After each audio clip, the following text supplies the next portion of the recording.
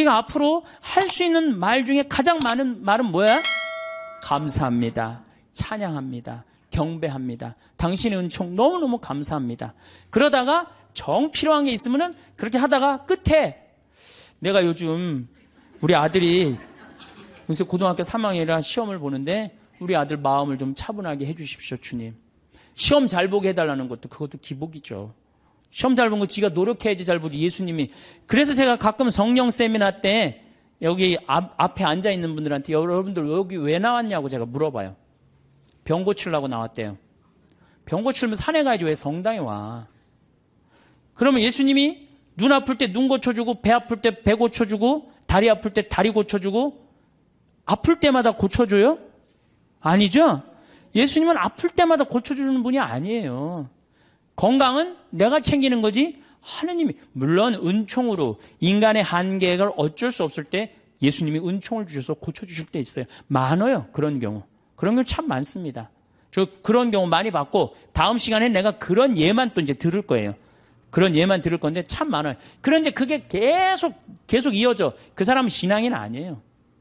그 사람은 신앙인일 수가 없어요. 진정한 신앙인은 그런 거조차도 하나님께 간구하지 않는 거예요. 알아서 해달라고. 당신이 알아서 해달라고. 예. 예수님이 마지막 골고타 언당에서 뭐라고 그러셨어요? 아버지 이 쓴 잔을 저에게서 거두어 주소서. 그러나 제 뜻대로 마시고 아버지 뜻대로 하소서. 근데 우리는 항상 하느님 뜻은 생각하지 않고 하느님의 뜻을 실천하려고 덤벼드는 게 아니고 하느님이 누구 뜻을 실천해야 돼? 내 뜻을 실천해야 돼. 성당에 왜 나왔다고요? 마음의 평화를 얻기 위해서? 아닙니다. 성당에는 하느님께 경배드리기 위해서, 하느님께 찬양드리기 위해서 나온 거예요. 그리고 그 다음은 내 영혼이 구원받기 위해서 나오는 거예요. 그림이라는 게요, 우리 신앙에 굉장한 도움을 줍니다. 제가 능평성당이라고 경기도 광주에 있는 성당인데 거기에 참 재미난 일이 있었어요. 그 능평성당에 그 관할 안에 미술관이 하나 있었어요. 미술관이 하나 있어갖고 초청장이 왔어요. 저는 굉장히 그런 거 가는 걸 좋아합니다. 갔는데 그 따삐라고 직조, 실로 이렇게 짜는 거 있죠.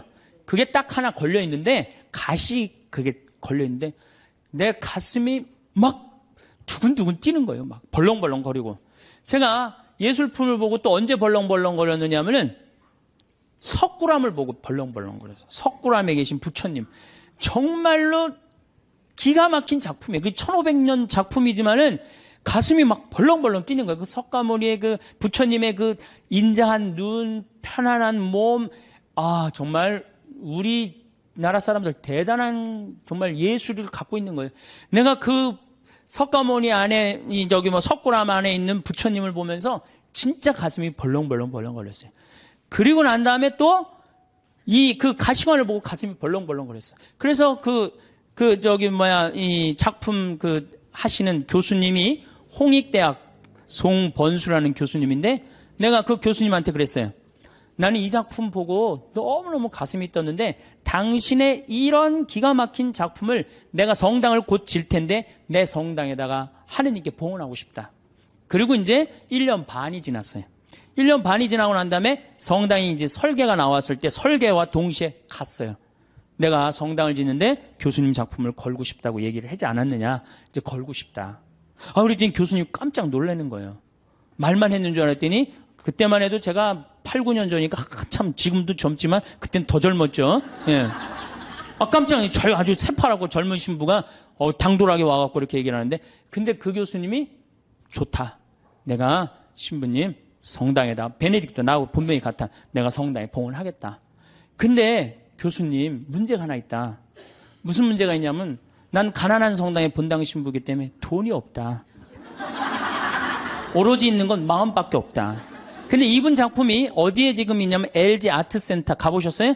거기에 있는 작품이 그분이 하신 거예요. 그 다음에 아산 그 삼성에서 하는 그 병원의 그 작품. 그러니까 그분이 한 번 작품하면 보통 20억, 30억짜리를 하세요. 작품을 한 번 하면. 난 아무것도 몰랐지. 그리고 그 가시가 무슨 작품이었느냐? 이 헝가리 부다페스트 천년제를 수도 설정 천년제를 기념해갖고 세계 따삐전에 대상 탄 작품이에요. 그러니까 내가 보는 눈이 있었던 거지. 전 심사위원이 5명이 심사위원인데 한 명도 이 컴플레인을 안 하고 만장일치로 된 작품이에요. 그 기가 막힌 작품이죠. 그 기가 막힌 교수님, 선생님 작품을 성전에다가 그 농사꾼 신부의 유럽에 가다 그 책에는 그 사진을 내가 넣어놨어요. 그 사진을 넣어놨는데 기가 막혀요. 그게 4m에 4m야. 1년 동안 짠 거예요. 1년 동안. 시를 4m면 이거보다 훨씬 크죠. 그 내가 성당을 이렇게 조립식으로 성당을 이렇게 졌는데 그게 4억 들어갔는데 그 작품이 4억이 훨씬 넘어요. 그러니까 성당보다 작품값이 더 큰 거야. 근데 그분이 실값만 받고 그걸 봉헌해 준 거예요. 실값만. 대단하죠? 오로지. 그래갖고 이제 교수님하고 둘이서 작품이 완성됐을 때 그 앞에서 술을 먹고 둘이서 춤을 추고 노래했던 기억이 나요. 이 노래하고 춤추는 게 좋은 거예요. 그래서 그 머리 하얀 교수님하고 새파란 신부하고 정말로 제 인생의 큰 추억이에요. 아주 큰 추억이에요. 우리가 기도할 때 숨을 잘 쉬면서 기도해야 되거든요. 하느님이 인간을 창조하시고 뭐를 불어넣으셨다고 그래요? 숨을 불어넣었다. 그러니까 내가 숨 쉬는 걸 숨이 들어오자마자부터 내가 쉬기 생명이 이게 뛰기 시작한 거란 말이야. 그러니까 내가 지금 숨 쉬는 거는 하느님의 생명을 쉬는 거예요. 그러니까 숨을 잘 쉬어야 돼요. 더욱이 신앙인들이라면 1년 세례받은 지 1년 지난 사람의 숨하고 10년 지난 사람의 숨하고는 틀려야 돼요. 또 20년 성당 다닌 사람은 숨은 또 틀려야 돼.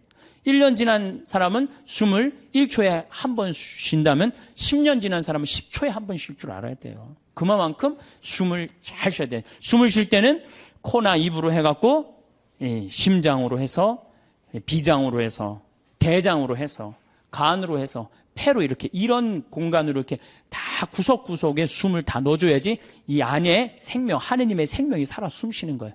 그런데 우리 천주교는 10년을 다니든 20년을 다니든 숨 제대로 쉬어요? 여기 자매님들 부부싸움 할 때 숨 쉬고 싸워요? 어떻게 싸워요? 숨을 목에다가 걸어놓고 싸우죠? 그래갖고 어떻게 따다다다다 하잖아. 당신이 뭐 나한테 해준 게 뭐 있어? 시집어갖고 그냥 1시간 동안 목에다 걸어놓으니까 1시간 정도 지나면 얼굴이 어떻게 돼요? 빨개져. 여기만 그 숨이 꽉 찬 거예요. 이게 여기 다 내려갔다 올라와야 되는데 그러니까 1시간 동안 숨을 안 쉬면 어떻게 돼? 이 아래가 죽는 거예요. 공기가 안 들어가는데 하느님의 생명이 안 들어가는데 살을 것 같아요? 죽을 것 같아요? 죽어요. 그래서 화병이 걸리는 거예요. 여러분들 중에 막 속이 답답하고 막 여기가 막 계속 아프고 땡기고 이러는 분들 있죠? 왜 그럴 것 같아요? 숨을 안 쉬고 살아서 그래요. 그러니까 천주교들은 부부싸움 할 때도 이거 숨 싸우는 게 틀려야 돼. 숨을 제대로 쉬고 싸워야 돼. 당신이 말이야, 내가 시집 와갖고 말이야,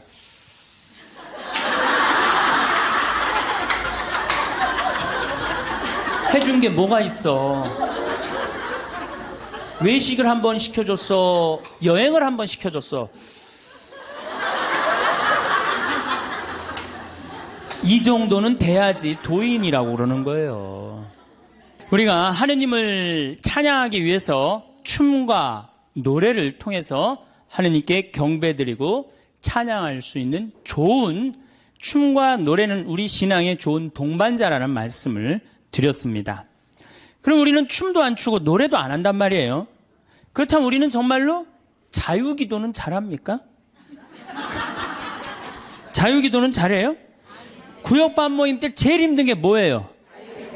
그 자유기도 하면 그냥 서로 눈치 보고 그냥 서로 미루고 이거 할까 말까 그러다가 못하고 지나가는 경우도 굉장히 많아요. 우리 평창에 레지오 단원들 피정 많이 옵니다. 1박 2일 또 하루 피정 이렇게 많이 와요. 그러면은 이게 평창은 여기는 이렇게 날씨 변화를 많이 못 느끼지만 우리 이렇게 시골로 가면 갈수록 그날의 변화를 너무 많이 느껴요. 그래갖고 이제 날이 너무너무 좋아갖고 내가 이렇게 합니다. 하느님께서 이렇게 좋은 맑은 날을 주셔서 너무너무 감사하니까 우리 하느님께 우리 보편제한 기도를 하자고. 그래서 내가 딱 제안을 했는데 보편제한 기도를 써놓지 않았다. 준비를 하지 않았다. 그럼 갑자기요. 찬물 끼얹어 놓은 것 같이 조용해져. 100명이 그냥. 기도하자고 그러는데 1분이 지나면요. 아무도 기도 안 합니다. 1분 지나고 나면 단장인 책임의식을 느낍니다. 이거 이렇게 해서는 안 되겠다. 신부님이 기도하자는데 책임의식을 느낀 단장이 어떻게 하느냐면은 부단장 옆구리를 찌릅니다. 네가 해라 이거지. 그럼 이 부단장이 단장이 시키면 해야 될 거 아니야. 근데 부단장은 어떻게 하냐면은 단장 손을 내칩니다. 왜 하필이면 나냐? 나보다 젊은 서기도 있는데 제시켜라 이거죠. 그러니까 레지오 단원이라고 그러면 기도쟁이 아니에요? 기도쟁이? 그렇죠? 그럼 기도를 잘해야 될 거 아니야. 그런데 자유기도 하나조차도 입을 열어 자신 있게 기도하지 못한다. 그게 무슨 신앙인이에요? 제가 아까 얘기했죠? 성당에 왜 나옵니까? 왜 나오죠? 하느님을 경배하고 찬양하기 위해서 성당 나오는 거지, 내 마음의 평화를 얻기 위해서 나오면 완전히 정반대가 돼버려요. 아니 나 지금 마음 편안하게 미사 때 아무도 안 건드리고 좋은데 왜 날 찌르냐 이거야. 나 마음 평화롭게 좀 놔둬라 이거야. 나 마음의 평화를 찾고 싶은데 왜 날 찌르냐. 가만히 놔둬라. 이러면서 이게 그 평화가 깨지는 거죠. 그러니까 누구 위주야? 항상 나 위주예요. 하느님 위주가 아니고. 하느님께 기도하는 게 뭐 그렇게 어렵다고. 아무 말이나 하면 되는 걸. 근데 그 용기가 안 나는 거예요. 그나마 우리는 염경기도 우리 잘하는 거 있죠. 염경기도, 아침기도, 저녁기도, 삼종기도, 묵주기도. 내가 아주 사랑하고 좋아하는 신부님이 한 분 계세요. 이 신부님 이름이 이시구 끝자는 삼자예요. 삼자. 근데 이 신부님이 어렸을 때 성당은 다녔지만은 세례를 안 받았어요. 근데 고등학교 3학년 때 세례를 받으면서 갑자기 신부가 돼야 되겠다. 즉흥적으로 이제 생각을 한 거죠. 그래갖고 이제 신학교를, 원래는 세례 받은 지 3년이 지나야지 신학교를 들어갈 수 있거든요. 근데 이제 어렸을 때부터 성당을 다녀서 그런지 본당 신부님이 아주 백을 엄청나게 써갖고 신학교에 들어간 거예요.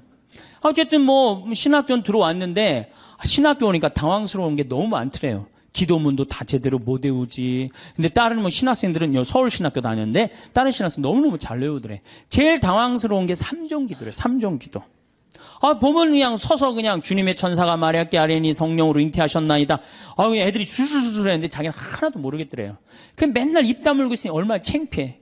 내가 이걸 외워야 되겠다. 그래갖고 맨날 화장실 가서 외웠대요. 주님의 천사가 마리아께 아뢰니 성령으로 잉태하셨나이다. 주님의 종이오니 그대로 저희 이의 말씀이 살 우리 가운데 막 이제 완벽하게 외웠대요. 그래갖고 이제 완벽하게 외워갖고 딱 하려고 그랬더니 갑자기 천상에 모여 기뻐하소서 알렐루야를 하더래요. 부활식이나 삼종기도가 바뀐 거야.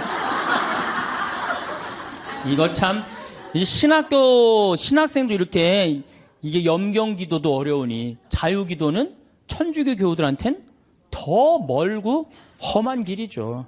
그러니까 입을 열어서 이게 우리가 자유기도도 못하는 거예요. 자유기도를 못할 양이면 우리 신앙의 성공조들이 한 시편이라도 좀 제대로 외워야 되는데, 시편 하나 마음속으로 외워갖고 답답할 때 그런 시편 하나도 성당에서 못한단 말이야. 시편 하나도. 그저 그냥 성당에 앉아갖고 이거 해주십시오, 저거 해주십시오, 이거 잘못했습니다, 다시는 안 그러겠습니다. 얼마나 이게 낮은 신앙의 영혼을 가지고 있는 건데요. 발전이 없잖아요. 시편 8편. 인간이 무엇이기에 이토록 기억해 주십니까? 사람이 무엇이기에 이토록 돌봐 주십니까? 얼마나 좋아요. 그럼 하나만 외워도 얼마나 좋아요. 그렇죠? 시편 16편. 하느님 저를 지켜줘서 당신께 피신합니다. 주님께 아뢰입니다. 당신은 저의 주님, 저의 행복, 당신밖에 없습니다. 막 세상 사람들 속색이고 그러면은 이런 거 한 편 외우면 얼마나. 당신의 행복, 주님께 피신함이 훨씬 낫다. 사람을 믿기보다 훨씬 낫다. 주님, 당신은 저의 행복입니다. 얼마나 좋아요. 시편 19편, 제가 제일 좋아하는 거예요.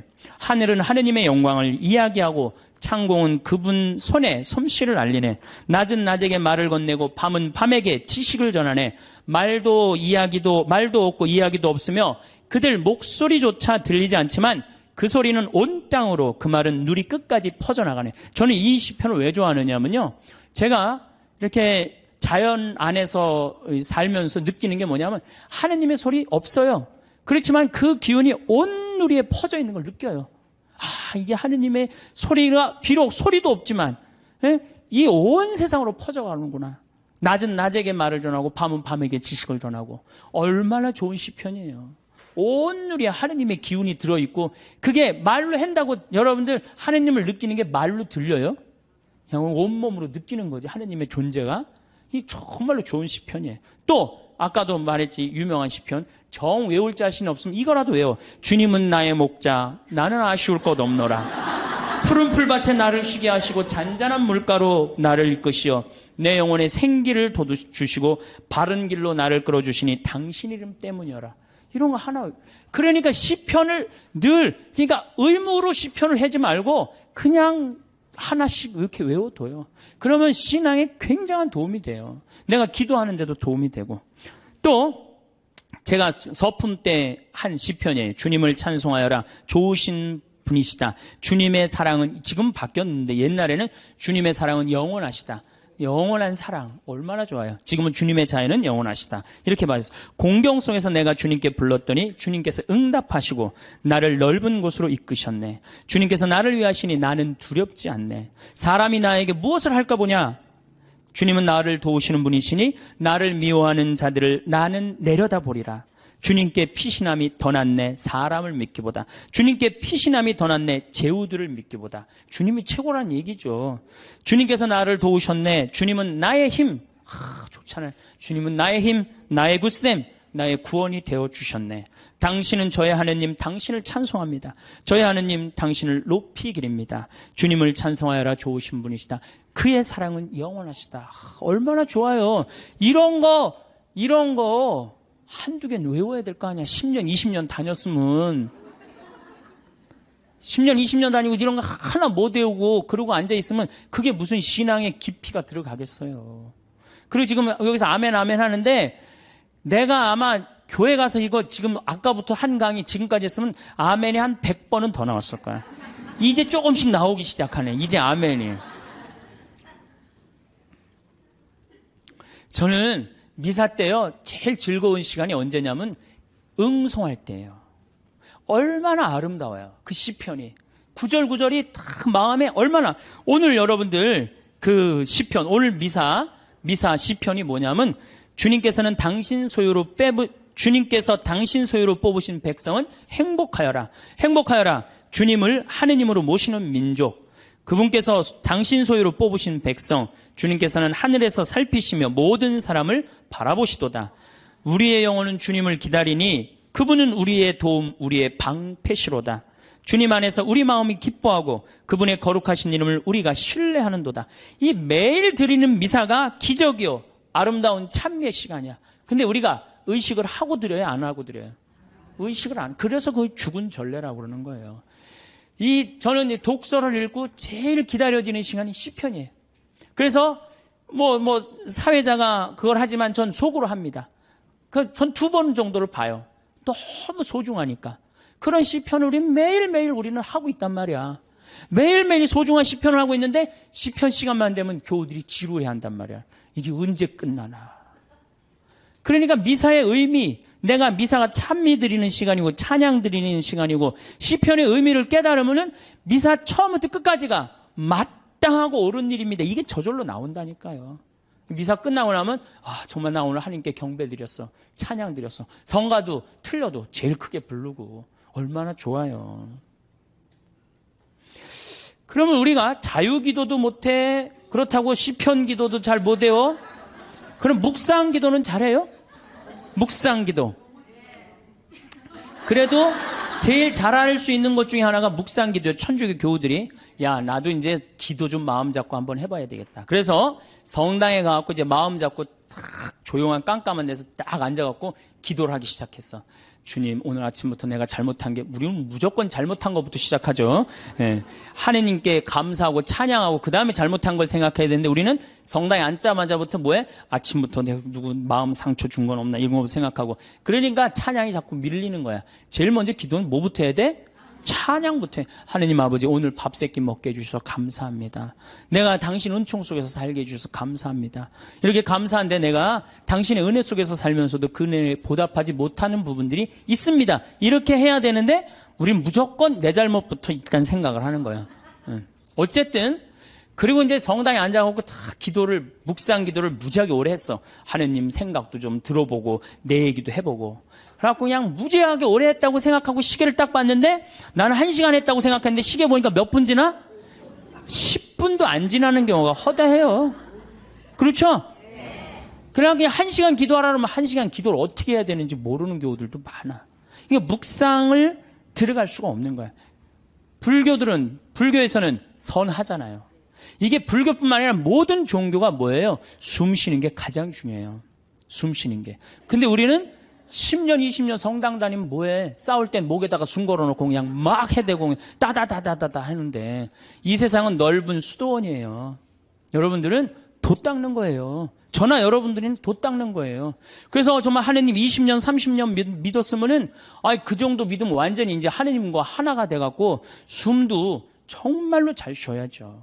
그래서 옛날에 스님들은 산속에 짐승들 많아도 삶 속에 들어가도 하나도 안 위험했대요.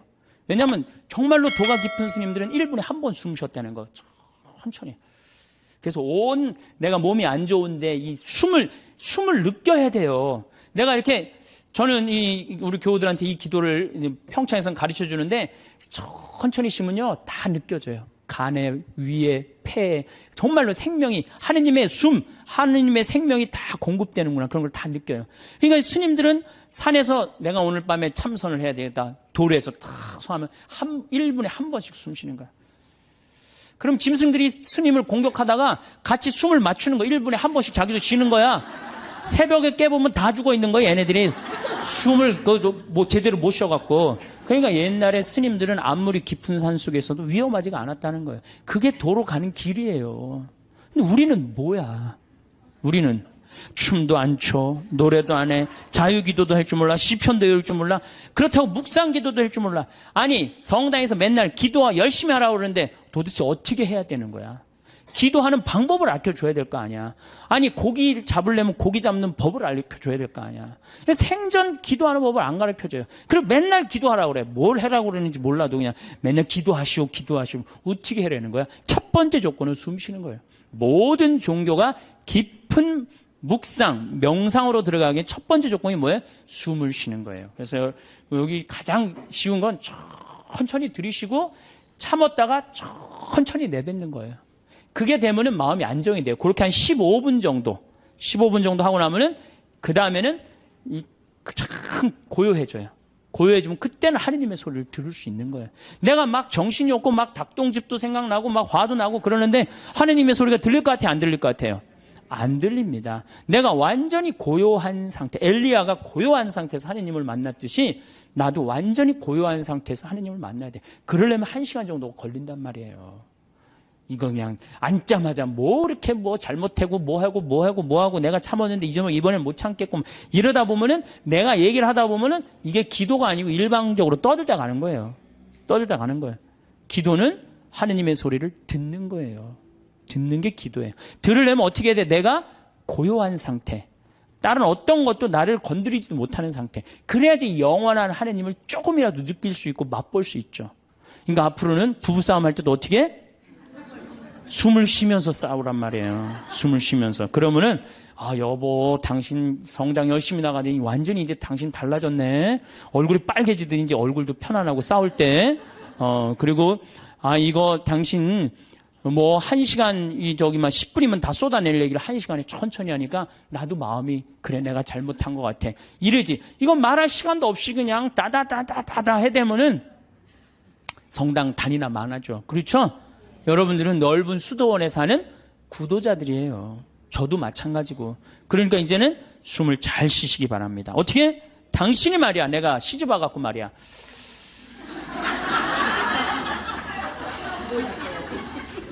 해준 게 뭐가 있어? 이러면은요, 부부싸움 100번 할 거요, 2번도 안 합니다.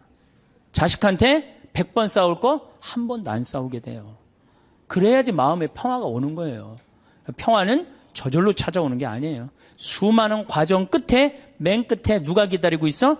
평화가 기다리고 있는 거예요. 평화가.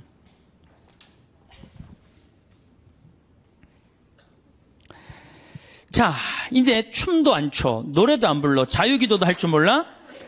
하느님을 향한 인간의 마음을 표현하는 시편도 하나도 외울 줄 몰라. 묵상 기도도 할 줄 몰라. 이렇게 하면서 하느님을 믿고 신앙생활을 한다고 말하는 사람은 깜깜한 밤에 등불 없이 가는 거하고 똑같은 거예요. 우리 신앙의 인도자 등불은 누구야? 춤과 노래와 시야. 그러니까 여러분들 그걸 충분히 이용하세요. 물론 성서도 있고 성사도 있고 우리 천주교는 좋은 게 너무너무 많아요. 정말 굉장히 풍요로운 종교예요. 그런데 거기에 맞춰서 이게 성사와 성서가 살아 숨쉬려면 누구의 도움이 필요해? 춤과 예술이 필요하다는 얘기. 한마디로 쉽게 얘기하면은. 그래서 교회에선 예술가들을 무시하면 안 돼요. 그림 그리는 사람, 춤추는 사람, 노래하는 사람, 시 쓰는 사람들 귀하게 여겨야 돼요. 그걸 귀하게 여기는 공동체만이 영적으로 드러높일 수가 있는 거예요. 자, 이제 그렇다면 남은 건 그림이야, 그림. 근데 이 천주교가 그나마 버티는 게 뭐 때문에 버텨? 그림 때문에 버티는 거, 그림 때문에. 제가 입고 있는 이 복장, 이게 뭐예요? 그림이야, 그림. 여러분들 신부님이 수단 입고 있는 거, 제의 입고 있는 거, 그림이에요, 그림 아니에요. 다 그림이에요. 사람이 시각적으로요, 그렇게 거룩해 보이는 건 굉장히 도움을 많이 받는 거예요. 특히 수녀님들, 수녀님 복장 입고 있는 거, 그림 중에 제일 이쁜 그림이에요. 천주교 그림 중에. 그래서 수녀님들이 얼마나 그 그림 효과가 좋으냐면 신부가 아무리 로망칼라 차고 지나가도요, 다 이거 보자 그래요. 검문할 때 신부는 소용없어, 로망칼라. 근데 수녀님만 딱 옆에 타시면 프리패스예요.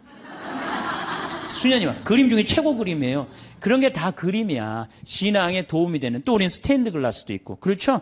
스테인드 글라스도 있고. 천주교가 그나마 그림 때문에 이게 영적인 거룩한 그 느낌을 많이 가질 수가 있는 거예요. 성당도 영적으로 그림, 예술적으로 얼마만큼 잘 짓느냐에 따라서 우리들이 알게 모르게 신앙에 도움이 굉장히 많은 거예요. 강당 들어가는 거하고 성당 들어가는 거 느낌이 어때요, 여러분들? 틀리죠? 그게 다 뭐 때문에 그래? 그림 때문에 그런 거예요. 그림 때문에. 그림은 굉장히 중요한 거예요. 제가 이콘을 좀 오늘 조금 설명을 드릴 건데, 이 이콘 보면은 이거는 메나스라는 이 수도원 6세기 때 이콘이에요. 잘 안 보이시죠? 이건 예수님인데 보시면은 예수님은 성소를 갖고 있고 수도원은 서약서를 갖고 있는데 이 그림에 보면 이 눈이 어때요, 여러분들? 제정신인 눈 같아? 제정신이 아닌 눈 같아요? 약간 막간 눈 같지 않아요? 저는 이 그림 참 좋아합니다. 왜냐하면 우리가 하느님을 믿는 사람들, 하늘로 향하는 사람들은 눈이 어때야 돼? 약간 맛이 가야 돼요. 우리는 어디를 향해야 돼? 하늘로 향하려면 눈을 약간 들어 올려야지. 그래야 맛이 가야 돼요.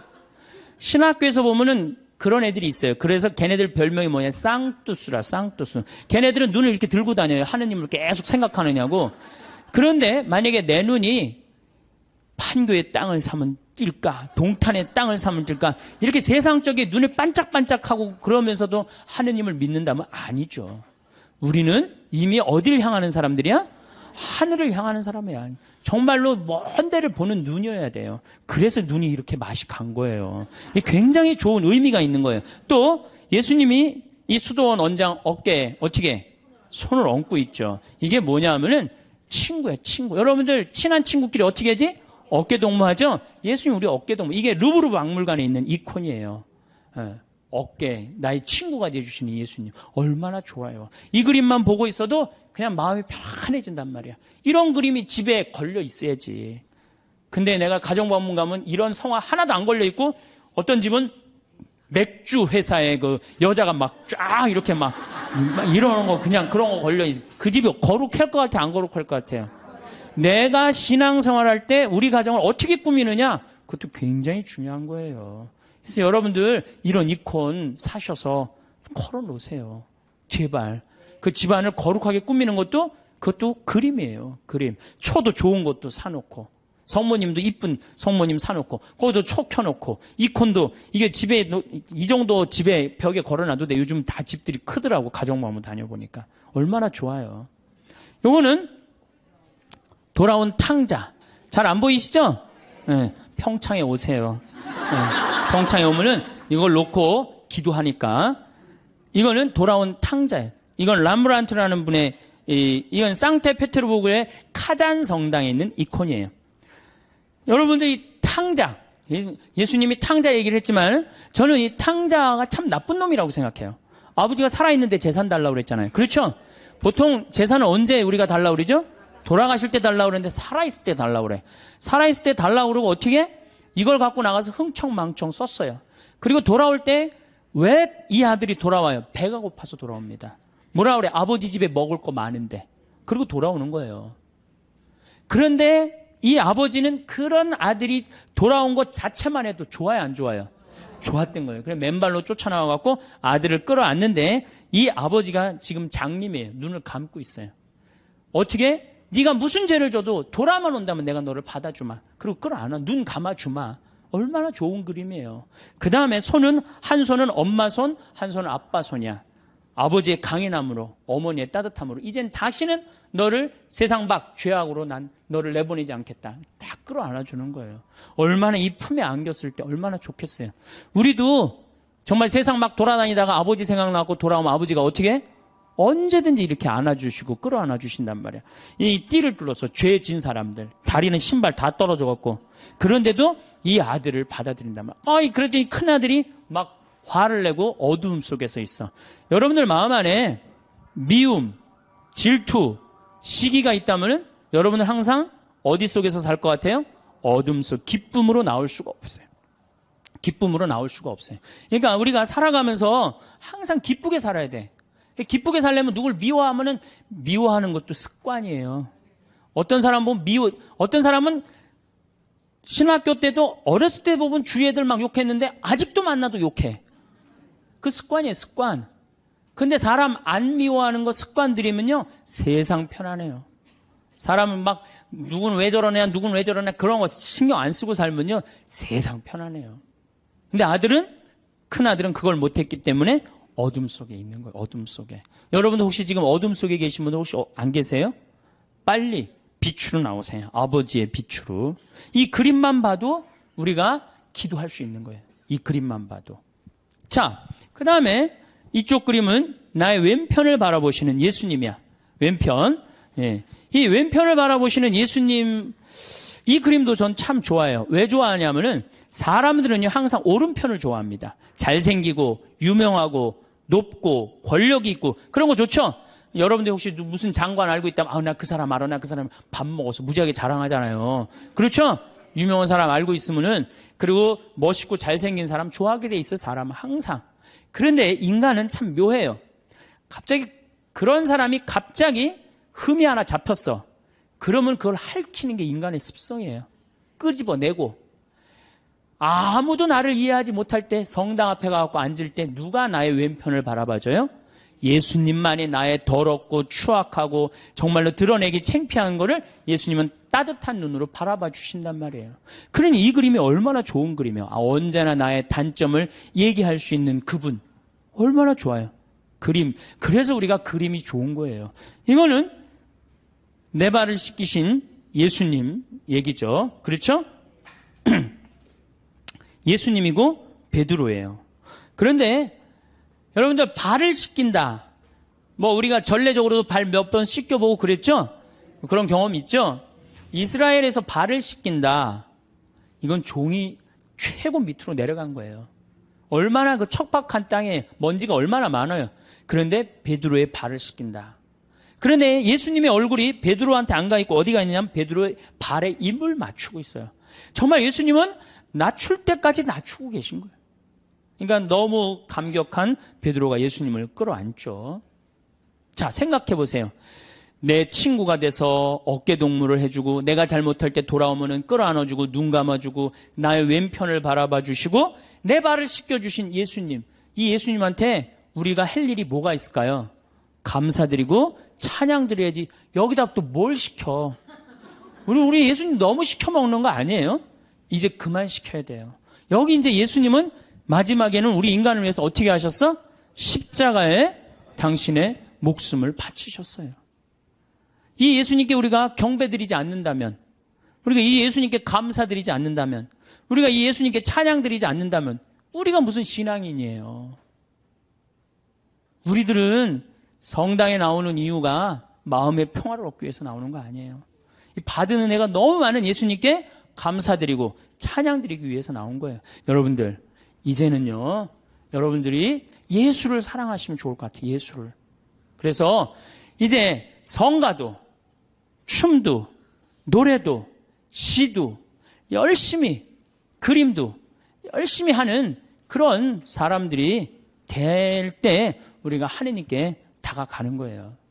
제가 우리 교우들한테 이런 이제 강의를 이제 한 지가 한 2달 정도, 2달 전부터 이런 강의를 제가 시작을 했어요.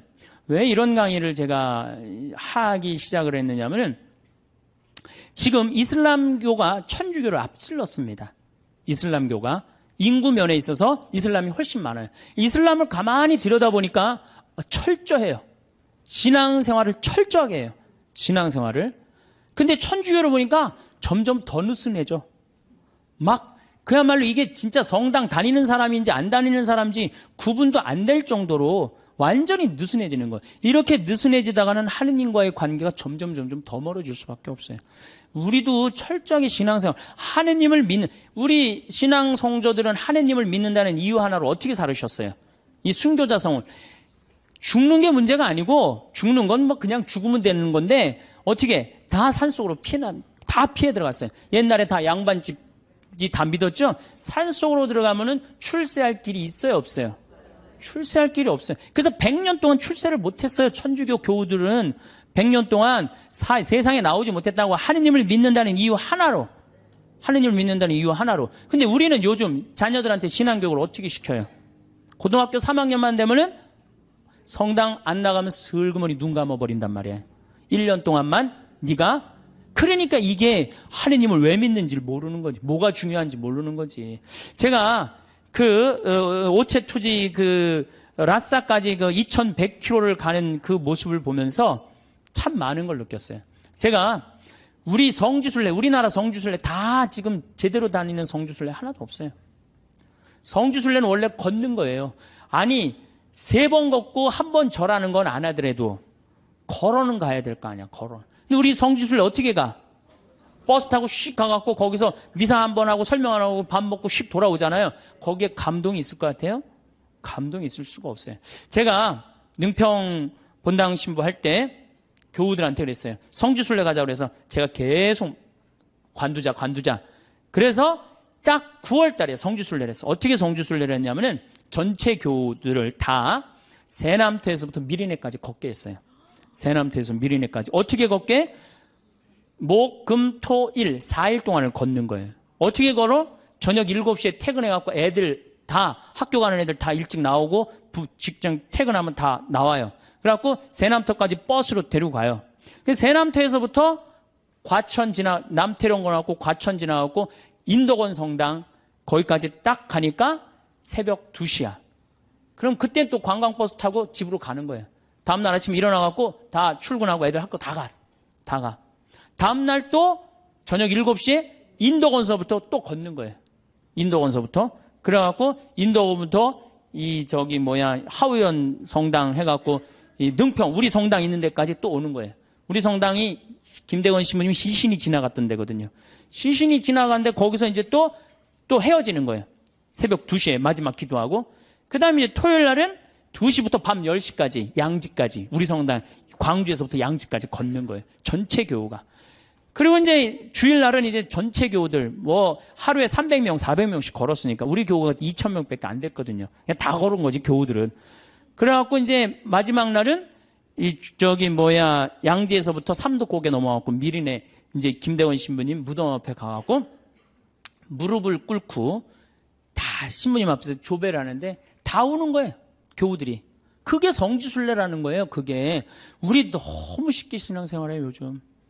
그냥 거저하는 거 거저. 그러니까 쉽게 신앙생활하니까 하느님을 깊게 느끼지도 못하고 쉽게 떠나고. 그래서 여러분들 이제는 신앙생활의 본질을 우리가 잡아야 돼요. 그건 너무너무 쉬워요. 천주교 요리문답 1조만 생각하면 돼. 사람이 무엇을 위하여 낳느냐? 천주를 알아 공경하고 자기의 구원을 위하여 낳느니라. 그래서 이제 천주님을 공경하는 데는 우리가 뭘 해야 돼? 찬양. 성가 부르고 춤춰드리고, 춤은 밤 10시에 성당 가서 이제 다 문 걸어 잠고 추세요. 예? 밤 10시에. 예. 그리고 성가도 그래요. 저는 성가를 혼자서 성당에서 1시간씩 부르는 걸 참 좋아해요.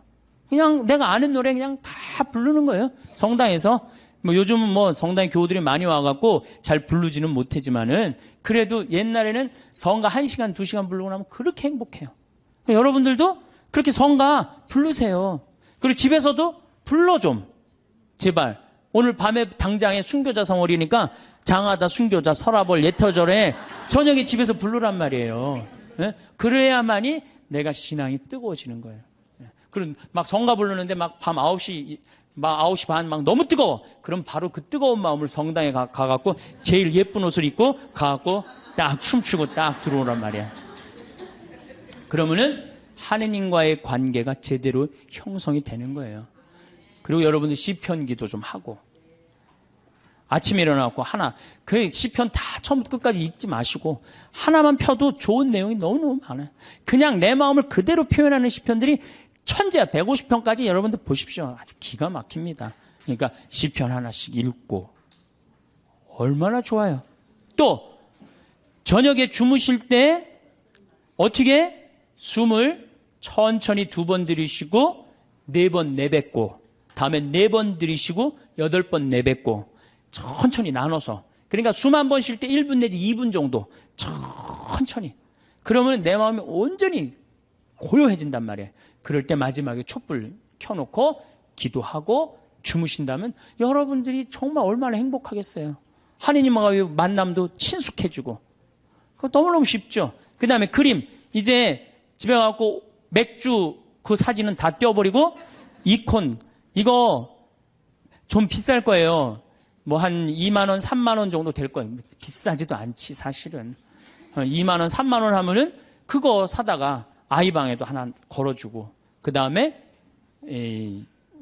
어디야 집에도 거실에도 하나 걸고, 이렇게 여러분들이 집안을 거룩하게 가꾸고 신앙의 분위기로 완전히 돌려놓을 때 여러분들은 정말로 신앙인다운, 예수님 보시기 이쁜 그런 신앙인이 될 수 있습니다.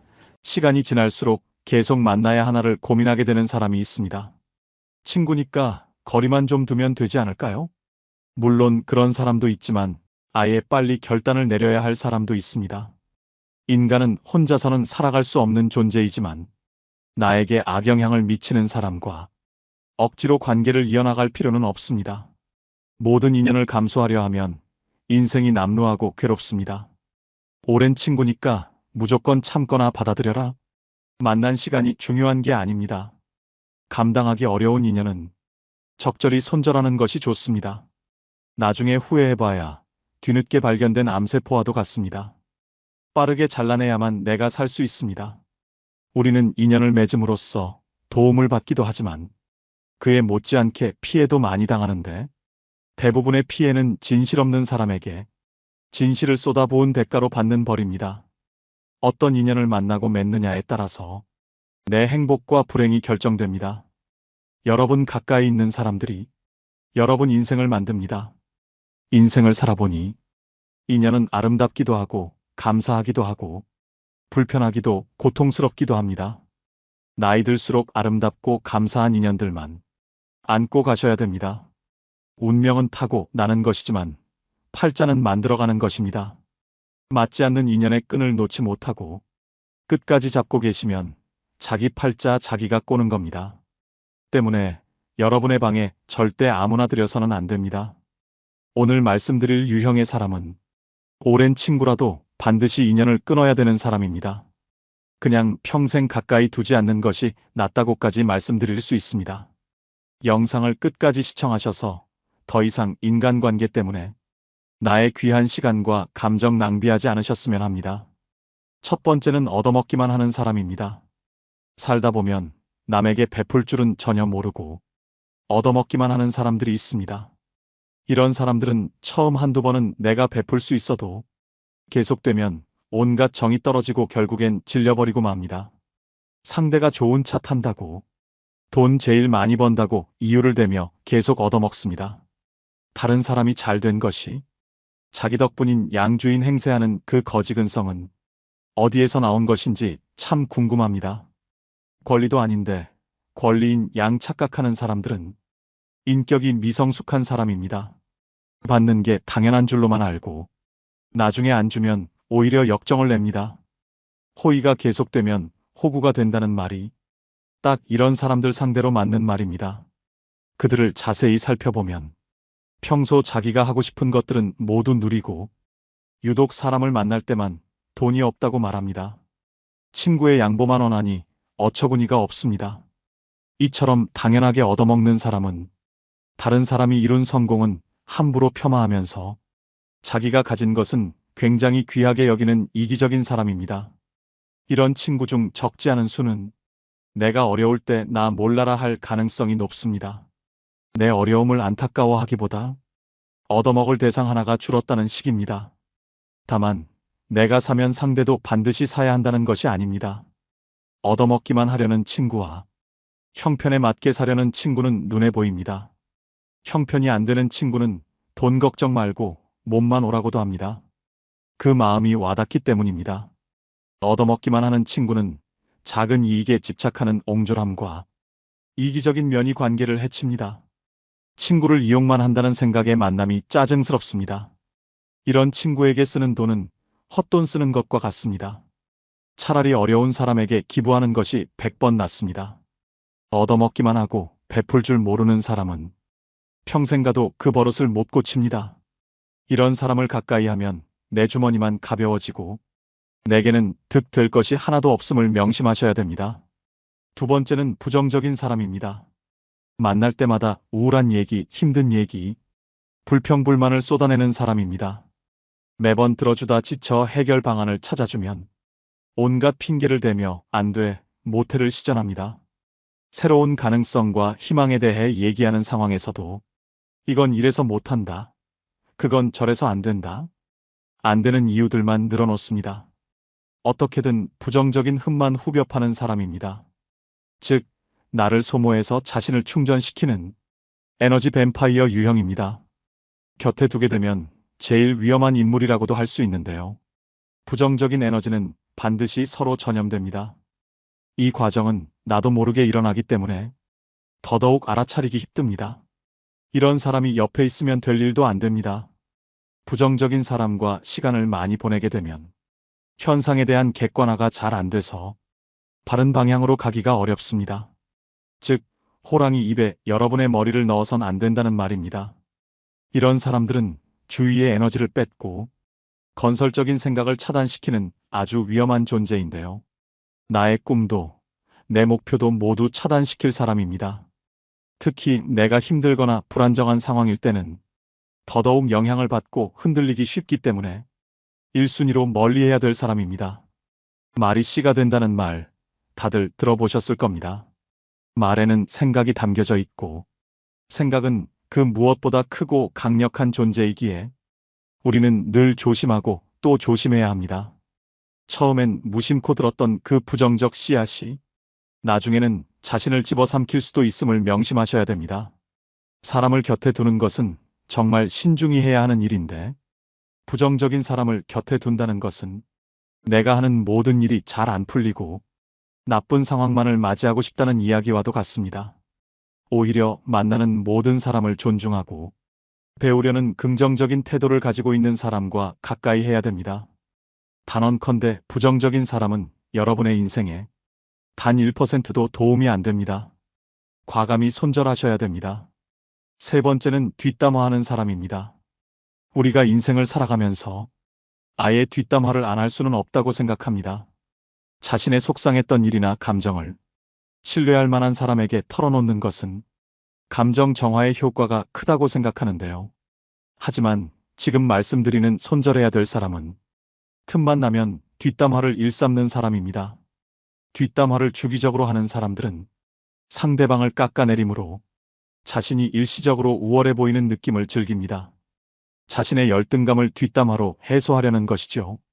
또 듣는 사람이 공감하지 않을 경우에는 넌 내 편이 아니구나 라고 생각하며 그 사람에 대한 험담을 또 다른 누군가에게 하는 패턴을 가지게 됩니다.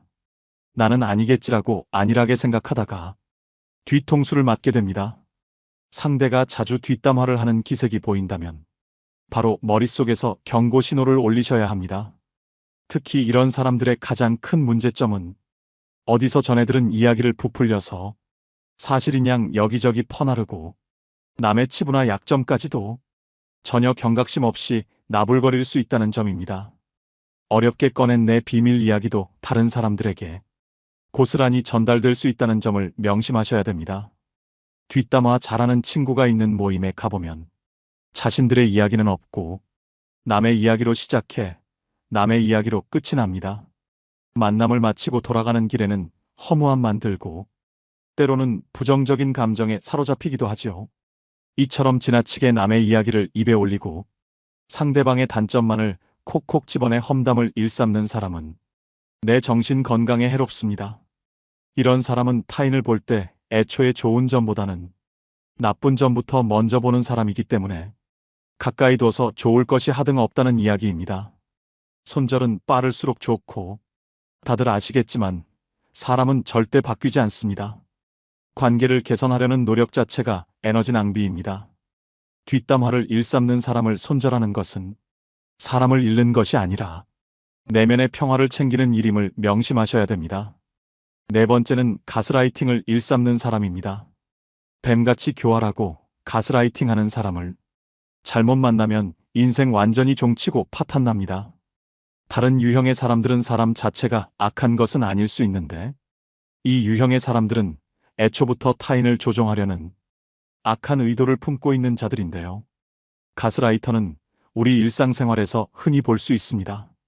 너를 제일 잘 아는 사람은 나야. 다 널 생각해서 그러는 거야.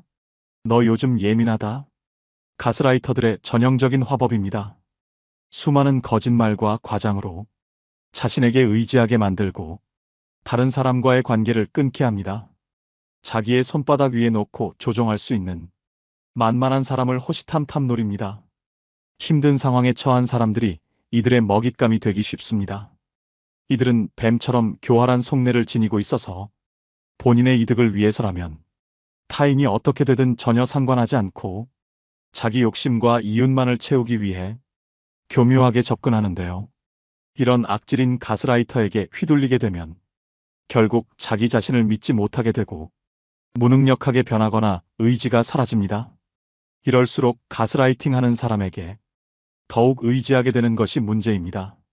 그렇기 때문에 이런 사람들은 잘 알아보시고 단칼에 잘라내셔야 합니다. 다섯 번째는 자기는 급이 다르다는 사람입니다. 오랜 친구의 경우 나이 들수록 사는 형편이 천차만별이 됩니다. 사회적 위치나 부에서 차이가 납니다. 동창 모임에 나가면 이런 차이는 확실히 체감됩니다. 어릴 적 순수했던 시절로 돌아가 이야기를 나누게 되지만 사실 너무 차이가 나면 불편한 것은 사실입니다. 사는 방식이 틀리다 보니 대화가 통하지 않기도 합니다. 이런 경우 친구를 존중하는 마음을 가진 사람들은 티를 내지 않으려고 노력합니다. 자신이 잘 사는 것에 대해 친구가 불편해할까봐, 혹시나 자신이 티 낼까봐 조심합니다. 반면 본인의 형편이 더 낫다고 친구를 깔보고 급을 나누는 사람이 있습니다. 심지어는 한참 즐겁게 대화하다가 이것 봐라라는 듯 친구의 행동을 어처구니 없다며 쳐다봅니다. 직장이었다면 나에게 이렇게 말하지 못한다. 직장에서의 직급을 친구 사이에서도 적용하나 봅니다. 친구를 마치 부하로 생각하는 듯한 언행을 하는 경우가 있습니다. 더 심한 건 그동안 몰랐지만 급을 나누고 있었다는 사실을 안 경우입니다. 예를 들어 친구를 자기 아래 급으로 여겨왔던 것처럼 한 계급 아래로 보는 말투, 난 너와 급이 다르다는 식으로 행동합니다. 한마디로 어디서 감히입니다. 이런 관계는 건강한 친구 관계라고 하기 어렵습니다. 어디 무서워서 쳐다보기라도 하겠습니까? 하루빨리 손절이 시급한 사람입니다. 이런 사람은 만날수록 스트레스만 받고 후회만 하게 됩니다. 여섯 번째는 전형적인 내로남불 유형인 사람입니다. 같은 상황 속에서도 나는 되고 너는 안 된다고 하는 사람들이 있습니다. 이런 사람 특징은 자기 자신에게는 한없이 관대하고 남에게는 옹졸해서 엄격한 잣대를 들이밀지요. 진정성숙하고 그릇이 넓은 사람이라면 이와는 반대로 적용합니다. 자기 자신은 엄격하게 돌아보고 다른 사람은 너그럽게 용서할 줄 알아야 합니다. 하지만 이런 내로남불 유형의 사람들은 남이 자기에게 하는 실수는 티끌만큼도 용납을 못하면서 자기가 저지른 잘못은 그럴 수도 있지라며 뻔뻔한 태도로 일관합니다. 또 이런 사람은 남에게 미안하다는 사과도 전혀 하지 않고 본인의 잘못을 인정할 줄도 모릅니다. 이런 사람을 두고 참으로 낯짝이 두껍다, 뻔뻔하다는 표현이 있는 것이겠지요. 그야말로 천상천하 유아독존의 제 잘난 맛에 사는 사람입니다. 애초에 자기를 향한 기준이 너무 관대하고 자기 객관화가 안 되는 사람이기 때문인데요. 이런 사람과 대화를 하다 보면 우라통이 치밀거나 속에 천불이 납니다. 이 사람과 똑같은 사람이 되기 싫어 꾹꾹 참으며 배려심 있게 행동하지만 결국 같은 상황이 되풀이되는 악순환입니다. 이런 사람과 엮이면 매우 피곤하고 아무리 말을 하고 설득을 해도 씨알도 먹히지 않기 때문에 그냥 차라리 조용히 손절을 하고 멀어지는 것이 내 심신 안정에 이로운 길입니다. 마지막 7번째는 시간이 아깝게 느껴지는 사람입니다. 의미 있는 만남인지 아는 방법은 무엇일까요? 누군가와 헤어져 집으로 갈 때 발걸음이 가볍고 기분이 좋다면 의미 있는 만남이라고 말합니다. 반대로 울적하고 함께 보낸 시간이 아깝게 느껴진다면 잘못된 만남으로, 이런 만남은 인생을 소모하고 있다는 찝찝함을 남기기 때문에 되도록 피하는 게 좋다고 당부드립니다. 시간을 헛되이 낭비할 바에는 친구를 잃는 쪽을 택하셔야 됩니다. 흘러간 시간은 돌이킬 수 없지만 친구는 새로 사귈 수 있기 때문입니다. 생각보다 인생은 짧습니다.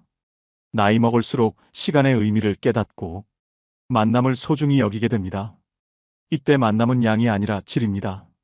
사람을 만났는데 느낌이 싸하거나 거북하다면 일단 만남을 중단하는 것이 좋습니다. 이런 사람은 앞으로 위험을 몰고 올지도 모릅니다. 만날수록 내 자존감이 떨어지고 기가 빠진다면 만나지 않는 것이 좋습니다. 느낌은 찜찜한데 억지로 만나고 나면 역시나 기분이 좋지 않은 경우가 많지요. 책적정한 삶의 저자인 김경일 심리학과 교수가 한 강연에서 제안한 전화번호를 차단하는 방법도 효과적이라고 생각합니다. 찜찜한 사람에게 전화가 오면 조마조마할 때가 있습니다. 전화를 받으면 자기도 모르게 약속을 잡고 약속일이 다가올 때까지 스트레스를 받습니다. 아예 번호를 뜨지 않게 하면 이런 고통에서 벗어날 수 있습니다. 우연히 만나게라도 되면 전화기를 바꾸다가 연락처를 모두 날려버렸다고 하면 됩니다. 이때 절대 구구절절 설명하려 들지 마십시오. 내 마음도 부담스럽고 상대방에게도 들키게 됩니다. 가볍고 간단하게 말하면 됩니다. 죄 지은 사람처럼 행동하고 길게 설명하는 태도는 제발저린 행동입니다. 이런 사람과 애써 만남을 유지하면서 내 소중한 수명을 깎아먹지 마시기 바랍니다. 오늘의 영상 어떠셨나요? 말씀드린 손절해야 되는 사람 유형 7가지는 친구를 떠나서 모든 인간관계에서 통용됩니다. 어릴 때는 인간관계를 정리하고 손절을 하면 세상 큰일이 나는 줄 알았습니다. 그런데 나이가 들수록 내 곁에 나와 잘 맞고 대화가 잘 되는 사람이 있다는 게 감사하다는 생각이 듭니다. 안 맞는 사람들은 하루라도 빨리 끊어내는 것이 내 인생을 윤택하게 만드는 길임을 깨닫습니다. 상처를 받을 것인지 말 것인지, 또 상처를 키울 것인지 말 것인지도 내가 결정합니다. 그 사람의 행동은 어쩔 수 없지만 반응은 언제나 내 몫입니다. 진정한 인연이라면 최선을 다해서 좋은 인연을 맺도록 노력하고, 스쳐가는 인연이라 생각되면 무심코 지나쳐버려야 합니다. 그것을 구분하지 못하고 만나는 모든 사람들과 헤프게 인연을 맺어놓으면 쓸만한 인연을 만나지 못하는 대신에 어설픈 인연만 만나게 되어 그들에 의해 삶이 침해되는 고통을 받아야 합니다. 사람의 타고난 성격은 좀처럼 변하지 않으므로 고쳐 쓰기보다는 인연을 바꾸어 쓰는 것이 옳습니다. 즉, 덩굴손 나무는 가까이 두면 감고 올라가 해롭게 함으로 싹을 잘라버려야 함과 같지요. 물론 상대방이 한두 번 잘못했다고 가차없이 손절하라는 것은 아닙니다. 오랜 친구니까 그동안 이해하고 넘어갔던 부분이 많으실 겁니다. 많이 만나보고 심사숙고해서 내리는 결정입니다. 아닌 줄 알면서도 끝까지 붙들고 계시는 분들이 많습니다. 놓을 땐 놓을 줄도 알아야 됩니다. 모든 미련은 시절에 달린 것이며 언제 떠나느냐의 분기점이 다를 뿐입니다. 다스림에는 한계가 있으며 이를 분별하는 것이 통찰력이지요. 오늘의 영상이 인간관계에 있어 통찰력을 기르는 시간이 되셨길 바랍니다. 우리가 하느님을 찬양하기 위해서 춤과 노래를 통해서 하느님께 경배드리고 찬양할 수 있는 좋은 춤과 노래는 우리 신앙의 좋은 동반자라는 말씀을 드렸습니다. 그럼 우리는 춤도 안 추고 노래도 안 한단 말이에요. 그렇다면 우리는 정말로 자유기도는 잘합니까? 자유기도는 잘해요? 구역반 모임 때 제일 힘든 게 뭐예요? 그 자유기도 하면 그냥 서로 눈치 보고 그냥 서로 미루고 이거 할까 말까 그러다가 못하고 지나가는 경우도 굉장히 많아요. 우리 평창에 레지오 단원들 피정 많이 옵니다. 1박 2일 또 하루 피정 이렇게 많이 와요. 그러면은 이게 평창은 여기는 이렇게 날씨 변화를 많이 못 느끼지만 우리 이렇게 시골로 가면 갈수록 그날의 변화를 너무 많이 느껴요. 그래갖고 이제 날이 너무너무 좋아갖고 내가 이렇게 합니다. 하느님께서 이렇게 좋은 맑은 날을 주셔서 너무너무 감사하니까 우리 하느님께 우리 보편지향 기도를 하자고.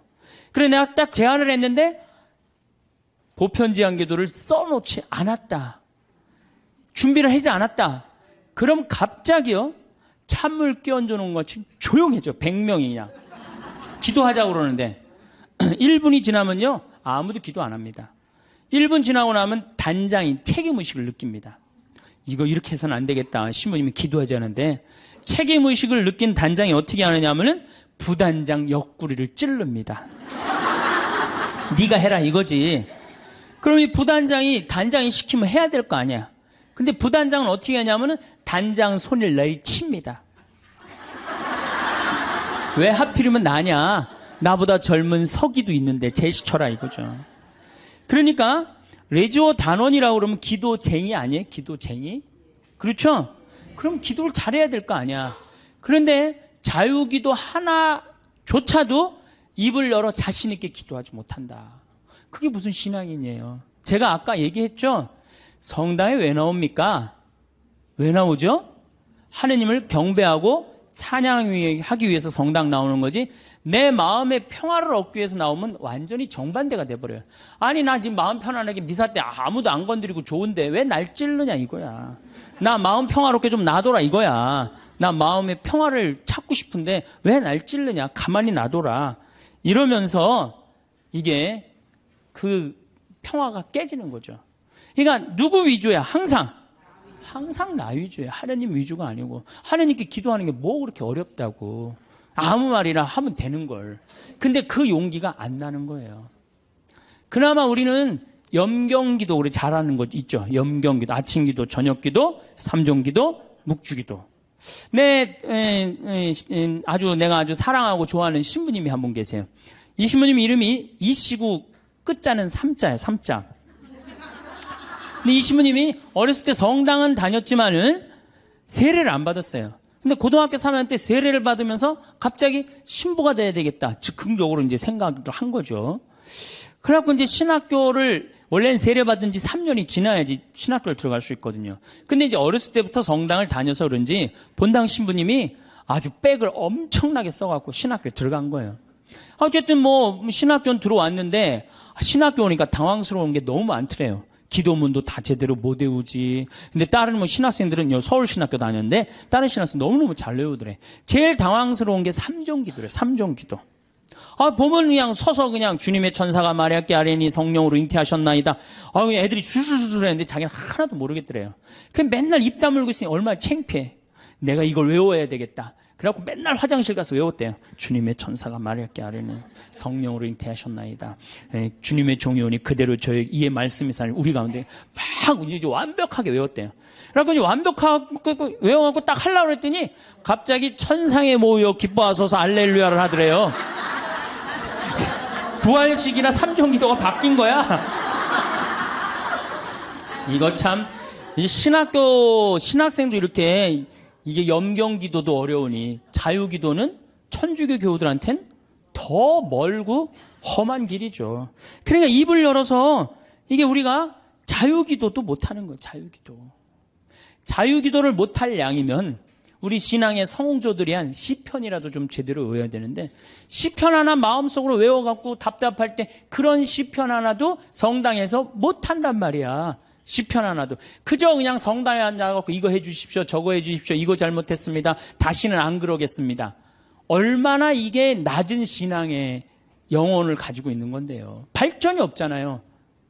시편 8편. 인간이 무엇이기에 이토록 기억해 주십니까? 사람이 무엇이기에 이토록 돌봐 주십니까? 얼마나 좋아. 그럼 하나만 외워도 얼마나 좋아요. 그렇죠? 시편 16편. 하느님 저를 지켜줘서 당신께 피신합니다. 주님께 아뢰입니다. 당신은 저의 주님, 저의 행복, 당신밖에 없습니다. 막 세상 사람들 속색이고 그러면은 이런 거 한 편 외우면 얼마나. 당신의 행복, 주님께 피신함이 훨씬 낫다. 사람을 믿기보다 훨씬 낫다. 주님, 당신은 저의 행복입니다. 얼마나 좋아요. 시편 19편, 제가 제일 좋아하는 거예요. 하늘은 하느님의 영광을 이야기하고 창공은 그분 손에 솜씨를 알리네. 낮은 낮에게 말을 건네고 밤은 밤에게 지식을 전하네. 말도 없고 이야기도 없으며 그들 목소리조차 들리지 않지만 그 소리는 온 땅으로, 그 말은 누리 끝까지 퍼져나가네. 저는 이 시편을 왜 좋아하느냐면요, 제가 이렇게 자연 안에서 살면서 느끼는 게 뭐냐면 하느님의 소리 없어요. 그렇지만 그 기운이 온 누리에 퍼져 있는 걸 느껴요. 아, 이게 하느님의 소리가 비록 소리도 없지만 이 온 세상으로 퍼져가는구나. 낮은 낮에게 말을 전하고 밤은 밤에게 지식을 전하고. 얼마나 좋은 시편이에요. 온 누리에 하느님의 기운이 들어있고, 그게 말로 한다고 여러분들 하느님을 느끼는 게 말로 들려요? 그냥 온몸으로 느끼는 거지, 하느님의 존재가. 이 정말로 좋은 시편이에요. 또 아까도 말했지, 유명한 시편. 정 외울 자신 없으면 이거라도 외워. 주님은 나의 목자, 나는 아쉬울 것 없노라. 푸른 풀밭에 나를 쉬게 하시고 잔잔한 물가로 나를 이끄시어 내 영혼에 생기를 돋주시고 바른 길로 나를 끌어주시니 당신 이름 때문이어라. 이런 거 하나. 그러니까 시편을 늘, 그러니까 의무로 시편을 하지 말고 그냥 하나씩 이렇게 외워둬요. 그러면 신앙에 굉장한 도움이 돼요. 내가 기도하는데도 도움이 되고. 또 제가 서품 때 한 시편이에요. 주님을 찬송하여라. 좋으신 분이시다. 주님의 사랑은 지금 바뀌었는데 옛날에는 주님의 사랑은 영원하시다. 영원한 사랑 얼마나 좋아요. 지금은 주님의 자애는 영원하시다. 이렇게 말했어요. 공경 속에서 내가 주님께 불렀더니 주님께서 응답하시고 나를 넓은 곳으로 이끄셨네. 주님께서 나를 위하시니 나는 두렵지 않네. 사람이 나에게 무엇을 할까 보냐. 주님은 나를 도우시는 분이시니 나를 미워하는 자들을 나는 내려다보리라. 주님께 피신함이 더 낫네. 사람을 믿기보다. 주님께 피신함이 더 낫네. 제후들을 믿기보다. 주님이 최고란 얘기죠.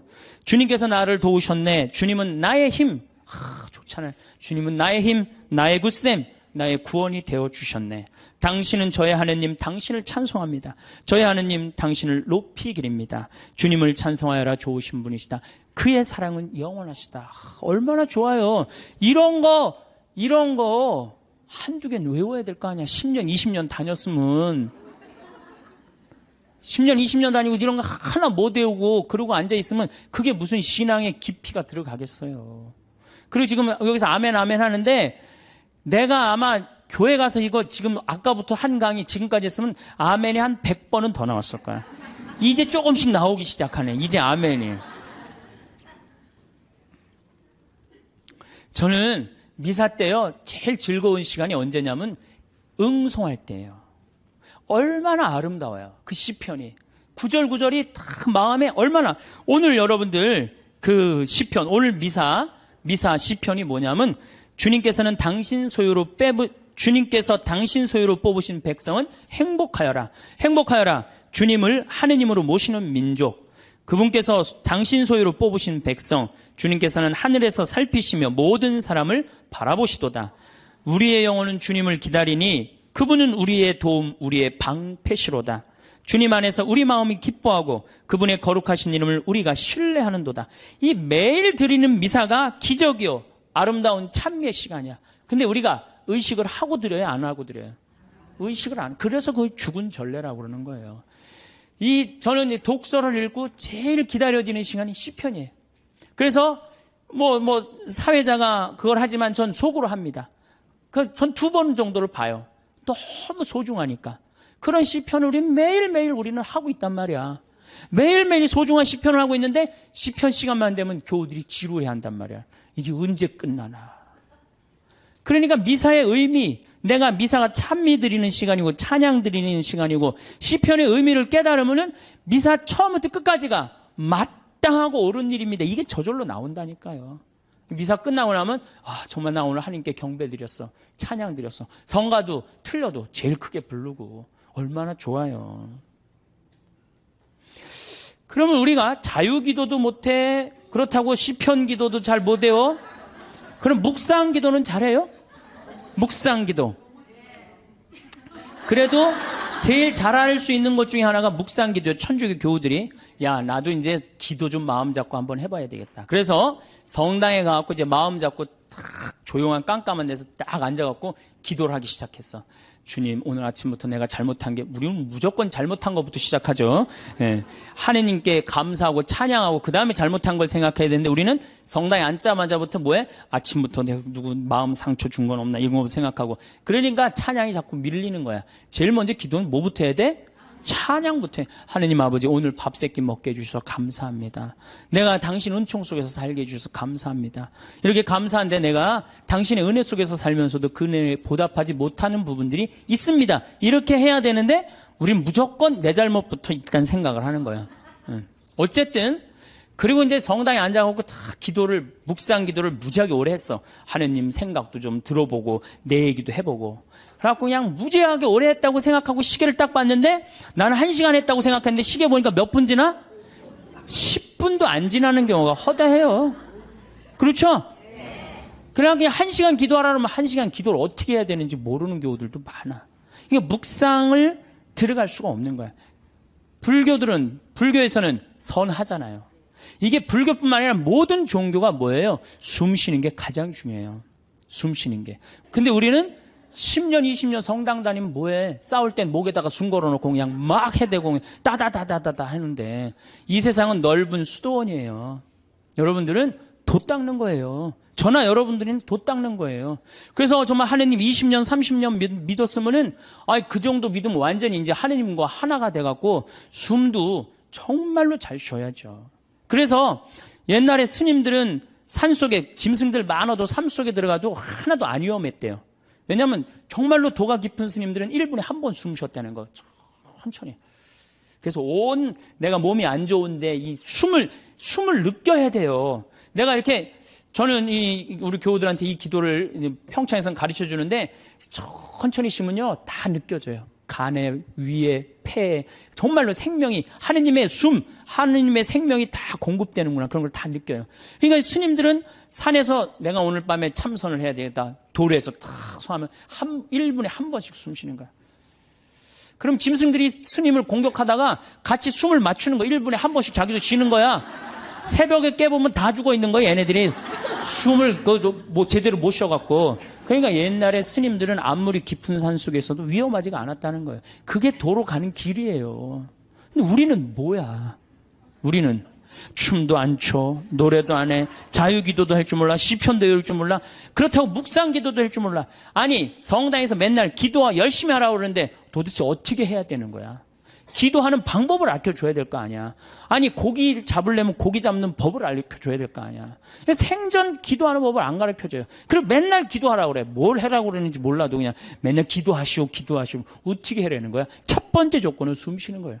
모든 종교가 깊은 묵상, 명상으로 들어가기에 첫 번째 조건이 뭐예요? 숨을 쉬는 거예요. 그래서 여기 가장 쉬운 건 천천히 들이쉬고 참았다가 천천히 내뱉는 거예요.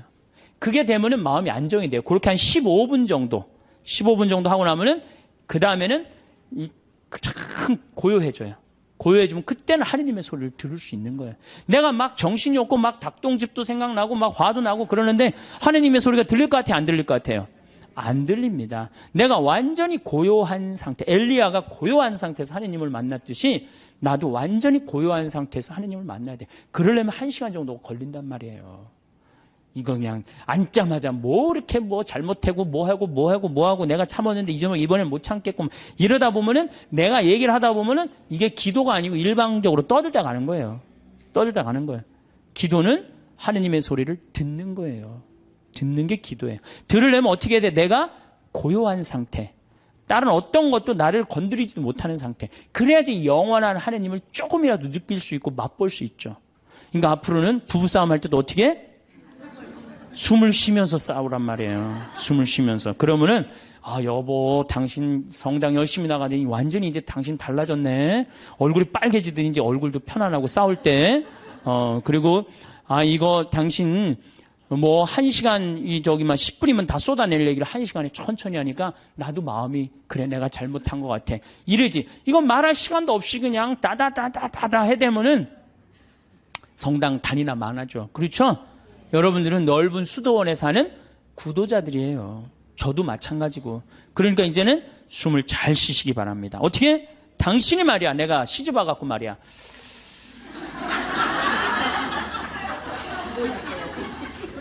해준 게 뭐가 있어? 이러면은요, 부부싸움 100번 할 거요, 2번도 안 합니다. 자식한테 100번 싸울 거, 1번도 안 싸우게 돼요. 그래야지 마음에 평화가 오는 거예요.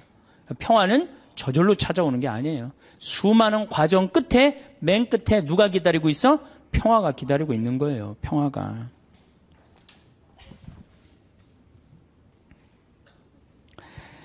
자, 이제 춤도 안 춰, 노래도 안 불러, 자유기도도 할 줄 몰라, 하느님을 향한 인간의 마음을 표현하는 시편도 하나도 외울 줄 몰라, 묵상기도도 할 줄 몰라. 이렇게 하면서 하느님을 믿고 신앙생활을 한다고 말하는 사람은 깜깜한 밤에 등불 없이 가는 거하고 똑같은 거예요. 우리 신앙의 인도자 등불은 누구야? 춤과 노래와 시야. 그러니까 여러분들 그걸 충분히 이용하세요.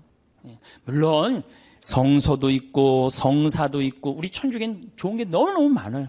정말 굉장히 풍요로운 종교예요. 그런데 거기에 맞춰서 이게 성사와 성서가 살아 숨쉬려면 누구의 도움이 필요해? 춤과 예술이 필요하다는 얘기. 한마디로 쉽게 얘기하면은, 그래서 교회에서는 예술가들을 무시하면 안 돼요. 그림 그리는 사람, 춤추는 사람, 노래하는 사람, 시 쓰는 사람들 귀하게 여겨야 돼요. 그걸 귀하게 여기는 공동체만이 영적으로 드러높일 수가 있는 거예요. 자, 이제 그렇다면 남은 건 그림이야, 그림. 근데 이 천주교가 그나마 버티는 게 뭐 때문에 버텨? 그림 때문에 버티는 거, 그림 때문에. 제가 입고 있는 이 복장, 이게 뭐예요? 그림이야, 그림.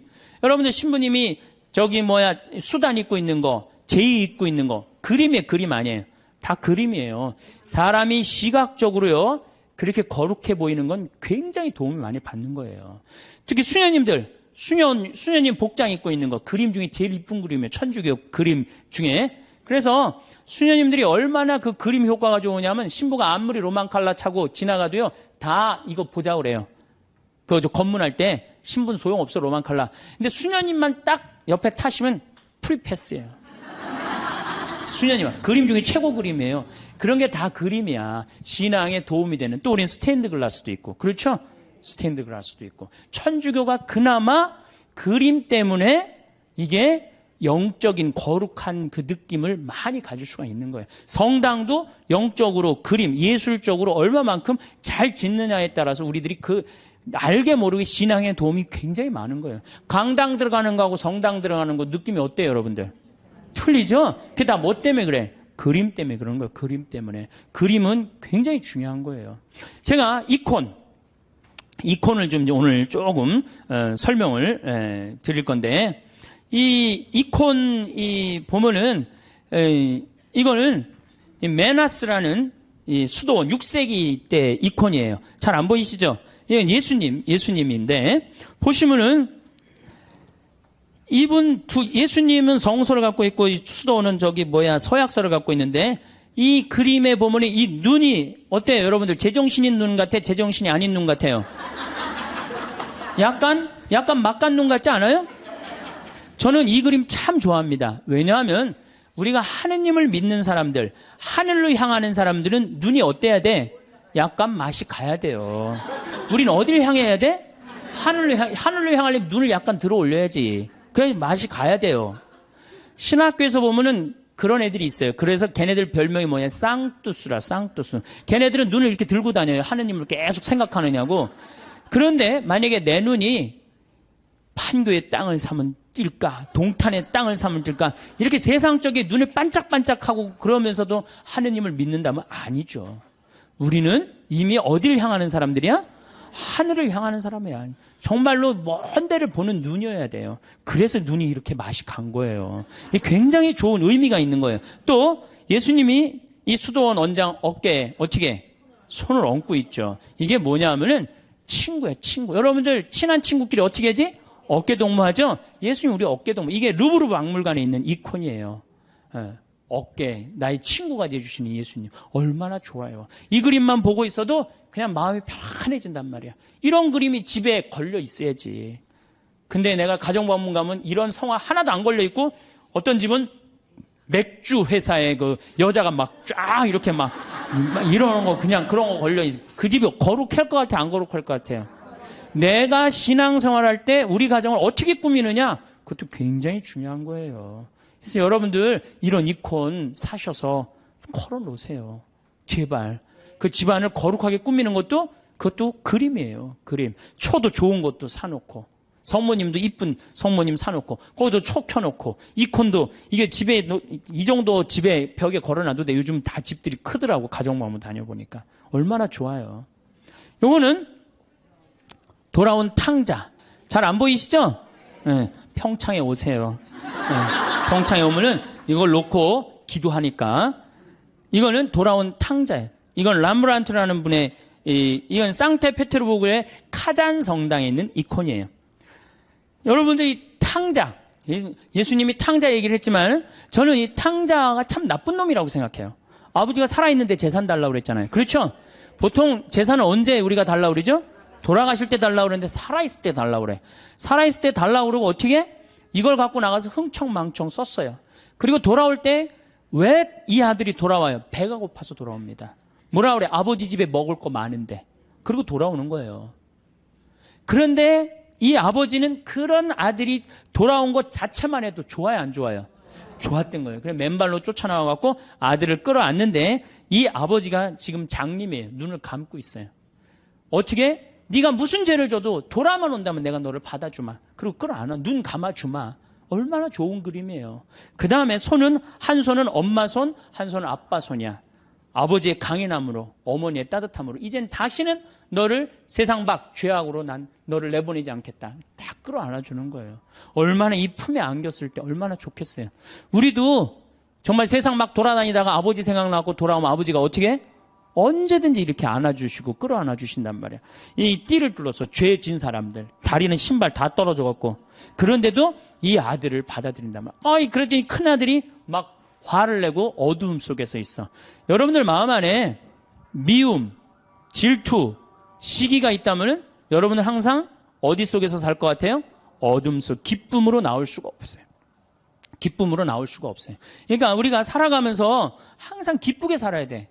기쁘게 살려면 누굴 미워하면은 미워하는 것도 습관이에요. 어떤 사람은 어떤 사람은 신학교 때도 어렸을 때 보면 주위 애들 막 욕했는데 아직도 만나도 욕해. 그 습관이에요, 습관. 근데 사람 안 미워하는 거 습관 들이면요, 세상 편안해요.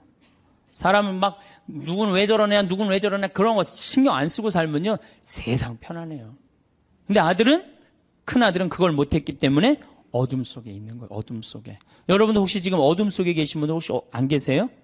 빨리 빛으로 나오세요. 아버지의 빛으로. 이 그림만 봐도 우리가 기도할 수 있는 거예요. 이 그림만 봐도.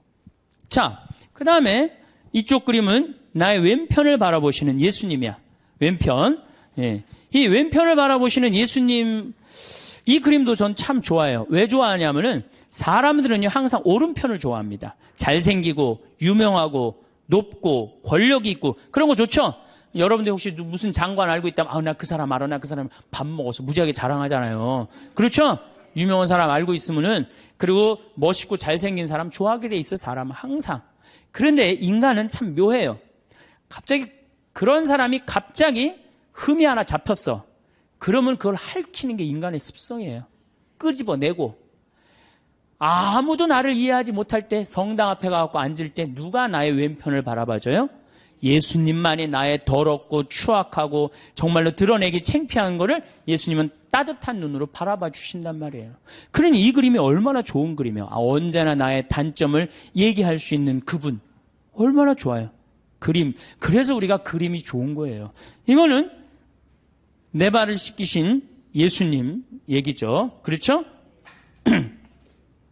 예수님이고 베드로예요. 그런데 여러분들 발을 씻긴다. 뭐 우리가 전례적으로도 발 몇 번 씻겨보고 그랬죠? 그런 경험 있죠? 이스라엘에서 발을 씻긴다. 이건 종이 최고 밑으로 내려간 거예요. 얼마나 그 척박한 땅에 먼지가 얼마나 많아요. 그런데 베드로의 발을 씻긴다. 그런데 예수님의 얼굴이 베드로한테 안 가 있고 어디가 있냐면 베드로의 발에 입을 맞추고 있어요. 정말 예수님은 낮출 때까지 낮추고 계신 거예요.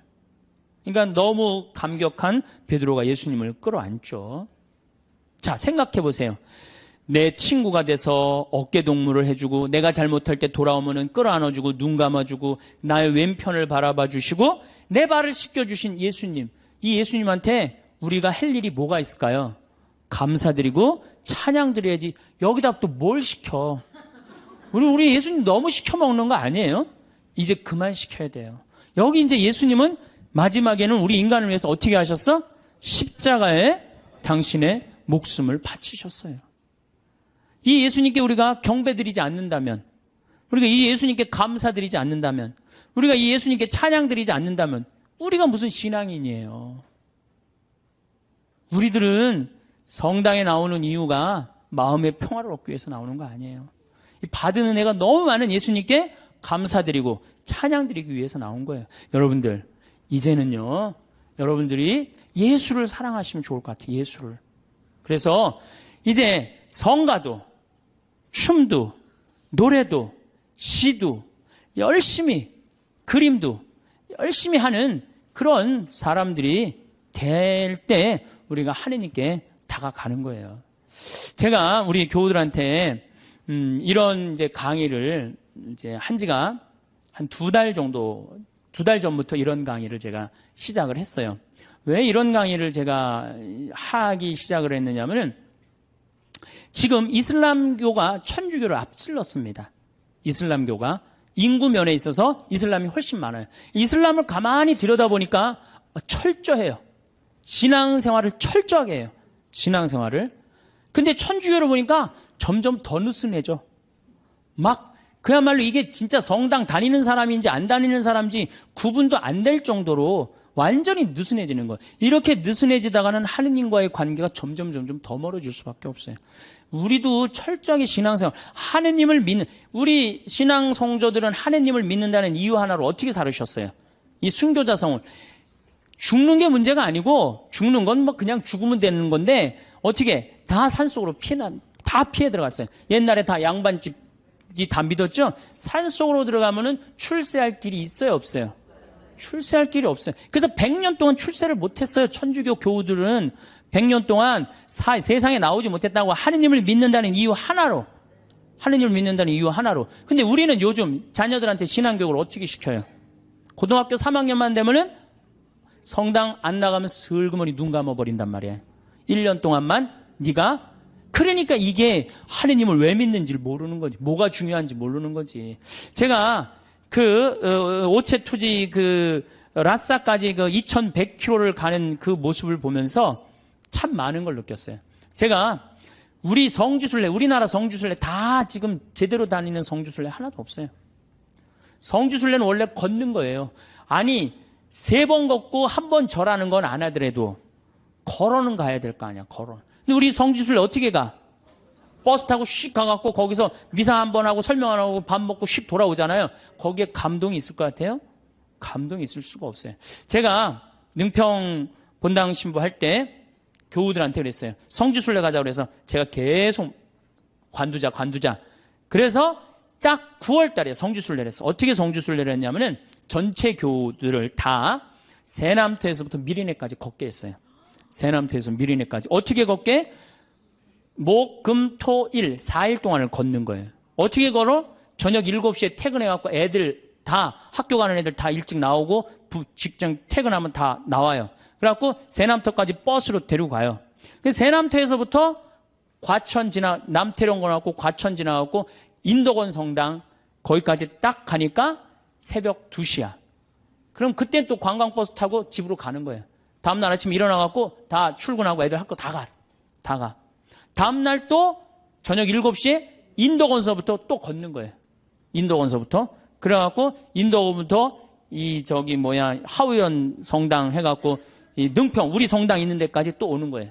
우리 성당이 김대건 신부님이 시신이 지나갔던 데거든요. 시신이 지나갔는데 거기서 이제 또 헤어지는 거예요. 새벽 2시에 마지막 기도하고. 그 다음에 이제 토요일 날은 2시부터 밤 10시까지 양지까지 우리 성당 광주에서부터 양지까지 걷는 거예요. 전체 교우가. 그리고 이제 주일날은 이제 전체 교우들 하루에 300명, 400명씩 걸었으니까 우리 교우가 2,000명밖에 안 됐거든요. 그냥 다 걸은 거지 교우들은. 그래갖고 이제 마지막 날은 양지에서부터 삼도고개 넘어가고 미리네 이제 김대원 신부님 무덤 앞에 가갖고 무릎을 꿇고 다 신부님 앞에서 조배를 하는데 다 우는 거예요. 교우들이. 그게 성지순례라는 거예요. 그게. 우리 너무 쉽게 신앙생활해요, 요즘. 그냥 거저하는 거 거저. 그러니까 쉽게 신앙생활하니까 하느님을 깊게 느끼지도 못하고 쉽게 떠나고. 그래서 여러분들 이제는 신앙생활의 본질을 우리가 잡아야 돼요. 그건 너무너무 쉬워요. 천주교 요리문답 1조만 생각하면 돼. 사람이 무엇을 위하여 낳느냐? 천주를 알아 공경하고 자기의 구원을 위하여 낳느니라. 그래서 이제 천주님을 공경하는 데는 우리가 뭘 해야 돼? 찬양, 성가 부르고 춤춰드리고. 춤은 밤 10시에 성당 가서 이제 다 문 걸어 잠고 추세요. 예? 밤 10시에. 그리고 성가도 그래요. 저는 성가를 혼자서 성당에서 1시간씩 부르는 걸 참 좋아해요. 그냥 내가 아는 노래 그냥 다 부르는 거예요. 성당에서. 요즘은 성당에 교우들이 많이 와갖고 잘 부르지는 못하지만은 그래도 옛날에는 성가 1시간, 2시간 부르고 나면 그렇게 행복해요. 여러분들도 그렇게 성가 부르세요. 그리고 집에서도 불러 좀. 제발. 오늘 밤에 당장에 순교자 성월이니까 장하다 순교자 설아벌 예터절에 저녁에 집에서 부르란 말이에요. 예? 그래야만이 내가 신앙이 뜨거워지는 거예요. 그럼 막 성가 부르는데 막 밤 9시 반 막 너무 뜨거워. 그럼 바로 그 뜨거운 마음을 성당에 가갖고 제일 예쁜 옷을 입고 가갖고 딱 춤추고 딱 들어오란 말이야. 그러면은 하느님과의 관계가 제대로 형성이 되는 거예요. 그리고 여러분들 시편 기도 좀 하고 아침에 일어나고 그 시편 다 처음부터 끝까지 읽지 마시고 하나만 펴도 좋은 내용이 너무너무 많아요. 그냥 내 마음을 그대로 표현하는 시편들이 천재야. 150편까지 여러분들 보십시오. 아주 기가 막힙니다.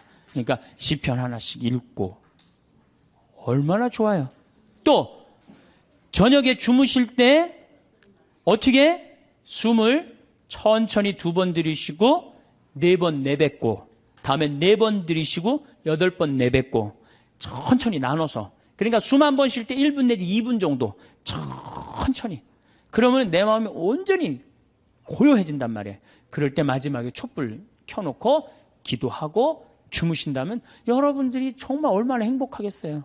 하느님과의 만남도 친숙해지고. 그거 너무너무 쉽죠. 그 다음에 그림. 이제 집에 가고 맥주 그 사진은 다 떼어버리고 이콘. 이거 좀 비쌀 거예요. 한 2만 원, 3만 원 정도 될 거예요. 비싸지도 않지 사실은. 2만 원, 3만 원 하면은 그거 사다가 아이 방에도 하나 걸어주고 그 다음에 집에도 거실에도 하나 걸고 이렇게 여러분들이 집안을 거룩하게 가꾸고 신앙의 분위기로 완전히 돌려놓을 때 여러분들은 정말로 신앙인다운 예수님 보시기 이쁜 그런 신앙인이 될 수 있습니다. 시간이 지날수록 계속 만나야 하나를 고민하게 되는 사람이 있습니다. 친구니까 거리만 좀 두면 되지 않을까요? 물론 그런 사람도 있지만 아예 빨리 결단을 내려야 할 사람도 있습니다. 인간은 혼자서는 살아갈 수 없는 존재이지만 나에게 악영향을 미치는 사람과 억지로 관계를 이어나갈 필요는 없습니다. 모든 인연을 감수하려 하면 인생이 남루하고 괴롭습니다. 오랜 친구니까 무조건 참거나 받아들여라. 만난 시간이 중요한 게 아닙니다. 감당하기 어려운 인연은 적절히 손절하는 것이 좋습니다. 나중에 후회해봐야 뒤늦게 발견된 암세포와도 같습니다. 빠르게 잘라내야만 내가 살 수 있습니다. 우리는 인연을 맺음으로써 도움을 받기도 하지만 그에 못지않게 피해도 많이 당하는데 대부분의 피해는 진실 없는 사람에게 진실을 쏟아부은 대가로 받는 벌입니다. 어떤 인연을 만나고 맺느냐에 따라서 내 행복과 불행이 결정됩니다. 여러분 가까이 있는 사람들이 여러분 인생을 만듭니다. 인생을 살아보니 인연은 아름답기도 하고 감사하기도 하고 불편하기도 고통스럽기도 합니다.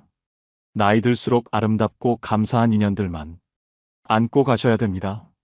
운명은 타고 나는 것이지만 팔자는 만들어가는 것입니다. 맞지 않는 인연의 끈을 놓지 못하고 끝까지 잡고 계시면 자기 팔자 자기가 꼬는 겁니다.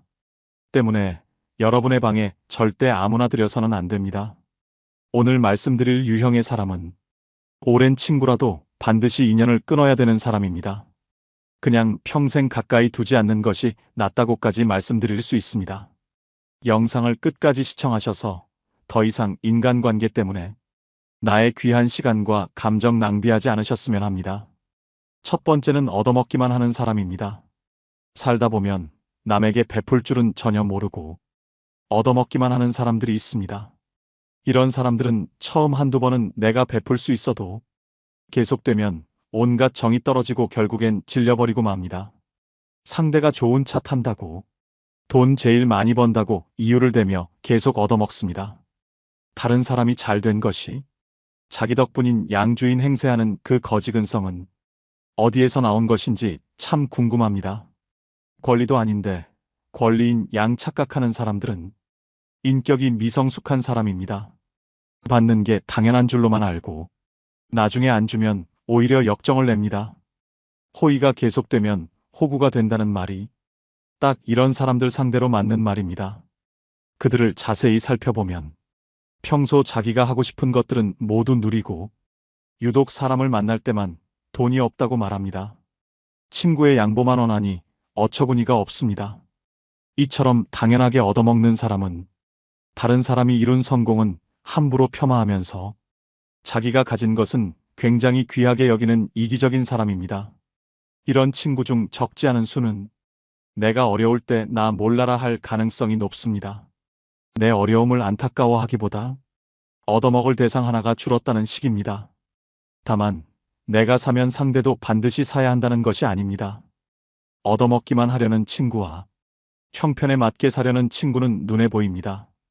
형편이 안 되는 친구는 돈 걱정 말고 몸만 오라고도 합니다. 그 마음이 와닿기 때문입니다. 얻어먹기만 하는 친구는 작은 이익에 집착하는 옹졸함과 이기적인 면이 관계를 해칩니다. 친구를 이용만 한다는 생각에 만남이 짜증스럽습니다. 이런 친구에게 쓰는 돈은 헛돈 쓰는 것과 같습니다. 차라리 어려운 사람에게 기부하는 것이 100번 낫습니다. 얻어먹기만 하고 베풀 줄 모르는 사람은 평생 가도 그 버릇을 못 고칩니다. 이런 사람을 가까이 하면 내 주머니만 가벼워지고 내게는 득될 것이 하나도 없음을 명심하셔야 됩니다. 두 번째는 부정적인 사람입니다. 만날 때마다 우울한 얘기, 힘든 얘기, 불평불만을 쏟아내는 사람입니다. 매번 들어주다 지쳐 해결 방안을 찾아주면 온갖 핑계를 대며 안 돼, 모태를 시전합니다. 새로운 가능성과 희망에 대해 얘기하는 상황에서도 이건 이래서 못한다. 그건 저래서 안 된다. 안 되는 이유들만 늘어놓습니다. 어떻게든 부정적인 흠만 후벼 파는 사람입니다. 즉, 나를 소모해서 자신을 충전시키는 에너지 뱀파이어 유형입니다. 곁에 두게 되면 제일 위험한 인물이라고도 할 수 있는데요. 부정적인 에너지는 반드시 서로 전염됩니다. 이 과정은 나도 모르게 일어나기 때문에 더더욱 알아차리기 힘듭니다. 이런 사람이 옆에 있으면 될 일도 안 됩니다. 부정적인 사람과 시간을 많이 보내게 되면 현상에 대한 객관화가 잘 안 돼서 바른 방향으로 가기가 어렵습니다. 즉, 호랑이 입에 여러분의 머리를 넣어선 안 된다는 말입니다. 이런 사람들은 주위의 에너지를 뺏고 건설적인 생각을 차단시키는 아주 위험한 존재인데요. 나의 꿈도 내 목표도 모두 차단시킬 사람입니다. 특히 내가 힘들거나 불안정한 상황일 때는 더더욱 영향을 받고 흔들리기 쉽기 때문에 1순위로 멀리해야 될 사람입니다. 말이 씨가 된다는 말 다들 들어보셨을 겁니다. 말에는 생각이 담겨져 있고 생각은 그 무엇보다 크고 강력한 존재이기에 우리는 늘 조심하고 또 조심해야 합니다. 처음엔 무심코 들었던 그 부정적 씨앗이 나중에는 자신을 집어삼킬 수도 있음을 명심하셔야 됩니다. 사람을 곁에 두는 것은 정말 신중히 해야 하는 일인데 부정적인 사람을 곁에 둔다는 것은 내가 하는 모든 일이 잘 안 풀리고 나쁜 상황만을 맞이하고 싶다는 이야기와도 같습니다. 오히려 만나는 모든 사람을 존중하고 배우려는 긍정적인 태도를 가지고 있는 사람과 가까이 해야 됩니다. 단언컨대 부정적인 사람은 여러분의 인생에 단 1%도 도움이 안 됩니다. 과감히 손절하셔야 됩니다. 세 번째는 뒷담화하는 사람입니다. 우리가 인생을 살아가면서 아예 뒷담화를 안 할 수는 없다고 생각합니다. 자신의 속상했던 일이나 감정을 신뢰할 만한 사람에게 털어놓는 것은 감정 정화의 효과가 크다고 생각하는데요. 하지만 지금 말씀드리는 손절해야 될 사람은 틈만 나면 뒷담화를 일삼는 사람입니다. 뒷담화를 주기적으로 하는 사람들은 상대방을 깎아내림으로 자신이 일시적으로 우월해 보이는 느낌을 즐깁니다. 자신의 열등감을 뒷담화로 해소하려는 것이죠. 또 듣는 사람이 공감하지 않을 경우에는 넌 내 편이 아니구나 라고 생각하며 그 사람에 대한 험담을 또 다른 누군가에게 하는 패턴을 가지게 됩니다. 나는 아니겠지라고 안일하게 생각하다가 뒤통수를 맞게 됩니다. 상대가 자주 뒷담화를 하는 기색이 보인다면 바로 머릿속에서 경고 신호를 올리셔야 합니다. 특히 이런 사람들의 가장 큰 문제점은 어디서 전해 들은 이야기를 부풀려서 사실인 양 여기저기 퍼나르고 남의 치부나 약점까지도 전혀 경각심 없이 나불거릴 수 있다는 점입니다. 어렵게 꺼낸 내 비밀 이야기도 다른 사람들에게 고스란히 전달될 수 있다는 점을 명심하셔야 됩니다. 뒷담화 잘하는 친구가 있는 모임에 가보면 자신들의 이야기는 없고 남의 이야기로 시작해 남의 이야기로 끝이 납니다. 만남을 마치고 돌아가는 길에는 허무함만 들고 때로는 부정적인 감정에 사로잡히기도 하지요. 이처럼 지나치게 남의 이야기를 입에 올리고 상대방의 단점만을 콕콕 집어내 험담을 일삼는 사람은 내 정신 건강에 해롭습니다. 이런 사람은 타인을 볼 때 애초에 좋은 점보다는 나쁜 점부터 먼저 보는 사람이기 때문에 가까이 둬서 좋을 것이 하등 없다는 이야기입니다. 손절은 빠를수록 좋고 다들 아시겠지만 사람은 절대 바뀌지 않습니다. 관계를 개선하려는 노력 자체가 에너지 낭비입니다. 뒷담화를 일삼는 사람을 손절하는 것은 사람을 잃는 것이 아니라 내면의 평화를 챙기는 일임을 명심하셔야 됩니다. 네 번째는 가스라이팅을 일삼는 사람입니다. 뱀같이 교활하고 가스라이팅하는 사람을 잘못 만나면 인생 완전히 종치고 파탄납니다. 다른 유형의 사람들은 사람 자체가 악한 것은 아닐 수 있는데 이 유형의 사람들은 애초부터 타인을 조종하려는 악한 의도를 품고 있는 자들인데요. 가스라이터는 우리 일상생활에서 흔히 볼 수 있습니다. 너를 제일 잘 아는 사람은 나야. 다 널 생각해서 그러는 거야. 너 요즘 예민하다. 가스라이터들의 전형적인 화법입니다. 수많은 거짓말과 과장으로 자신에게 의지하게 만들고 다른 사람과의 관계를 끊게 합니다. 자기의 손바닥 위에 놓고 조종할 수 있는 만만한 사람을 호시탐탐 노립니다. 힘든 상황에 처한 사람들이 이들의 먹잇감이 되기 쉽습니다. 이들은 뱀처럼 교활한 속내를 지니고 있어서 본인의 이득을 위해서라면 타인이 어떻게 되든 전혀 상관하지 않고 자기 욕심과 이윤만을 채우기 위해 교묘하게 접근하는데요. 이런 악질인 가스라이터에게 휘둘리게 되면 결국 자기 자신을 믿지 못하게 되고 무능력하게 변하거나 의지가 사라집니다. 이럴수록 가스라이팅 하는 사람에게 더욱 의지하게 되는 것이 문제입니다. 그렇기 때문에 이런 사람들은 잘 알아보시고 단칼에 잘라내셔야 합니다. 다섯 번째는 자기는 급이 다르다는 사람입니다. 오랜 친구의 경우 나이 들수록 사는 형편이 천차만별이 됩니다. 사회적 위치나 부에서 차이가 납니다. 동창 모임에 나가면 이런 차이는 확실히 체감됩니다. 어릴 적 순수했던 시절로 돌아가 이야기를 나누게 되지만 사실 너무 차이가 나면 불편한 것은 사실입니다. 사는 방식이 틀리다 보니 대화가 통하지 않기도 합니다. 이런 경우 친구를 존중하는 마음을 가진 사람들은 티를 내지 않으려고 노력합니다. 자신이 잘 사는 것에 대해 친구가 불편해할까봐, 혹시나 자신이 티 낼까봐 조심합니다. 반면 본인의 형편이 더 낫다고 친구를 깔보고 급을 나누는 사람이 있습니다. 심지어는 한참 즐겁게 대화하다가 이것 봐라라는 듯 친구의 행동을 어처구니 없다며 쳐다봅니다. 직장이었다면 나에게 이렇게 말하지 못한다. 직장에서의 직급을 친구 사이에서도 적용하나 봅니다. 친구를 마치 부하로 생각하는 듯한 언행을 하는 경우가 있습니다. 더 심한 건 그동안 몰랐지만 급을 나누고 있었다는 사실을 안 경우입니다. 예를 들어 친구를 자기 아래 급으로 여겨왔던 것처럼 한 계급 아래로 보는 말투, 난 너와 급이 다르다는 식으로 행동합니다. 한마디로 어디서 감히입니다. 이런 관계는 건강한 친구 관계라고 하기 어렵습니다. 어디 무서워서 쳐다보기라도 하겠습니까? 하루빨리 손절이 시급한 사람입니다. 이런 사람은 만날수록 스트레스만 받고 후회만 하게 됩니다. 여섯 번째는 전형적인 내로남불 유형인 사람입니다. 같은 상황 속에서도 나는 되고 너는 안 된다고 하는 사람들이 있습니다. 이런 사람 특징은 자기 자신에게는 한없이 관대하고 남에게는 옹졸해서 엄격한 잣대를 들이밀지요. 진정성숙하고 그릇이 넓은 사람이라면 이와는 반대로 적용합니다. 자기 자신은 엄격하게 돌아보고 다른 사람은 너그럽게 용서할 줄 알아야 합니다. 하지만 이런 내로남불 유형의 사람들은 남이 자기에게 하는 실수는 티끌만큼도 용납을 못하면서 자기가 저지른 잘못은 그럴 수도 있지라며 뻔뻔한 태도로 일관합니다. 또 이런 사람은 남에게 미안하다는 사과도 전혀 하지 않고 본인의 잘못을 인정할 줄도 모릅니다.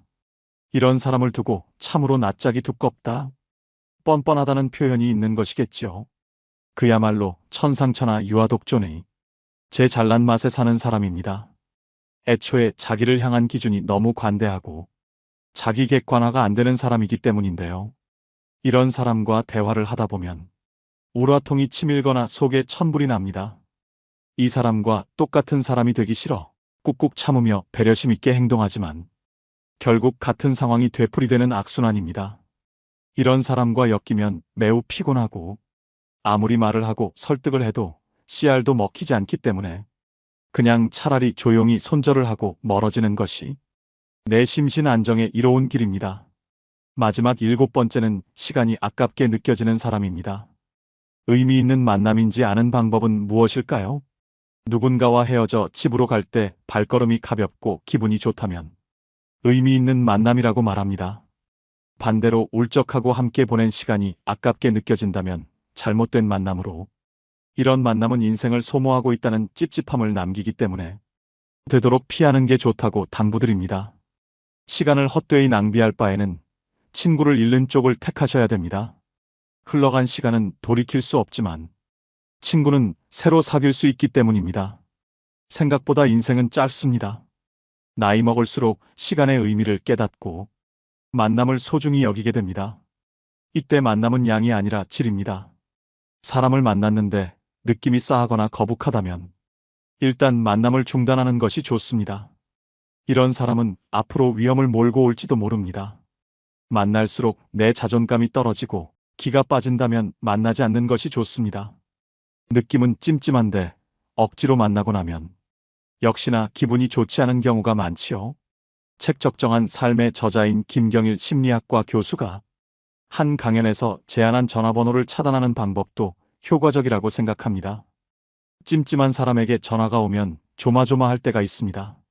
전화를 받으면 자기도 모르게 약속을 잡고 약속일이 다가올 때까지 스트레스를 받습니다.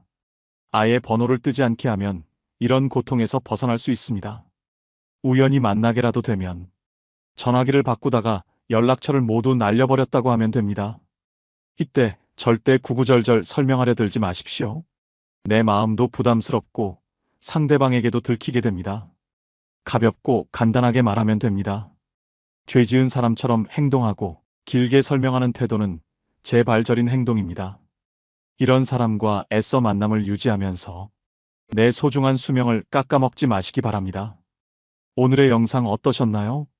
말씀드린 손절해야 되는 사람 유형 7가지는 친구를 떠나서 모든 인간관계에서 통용됩니다.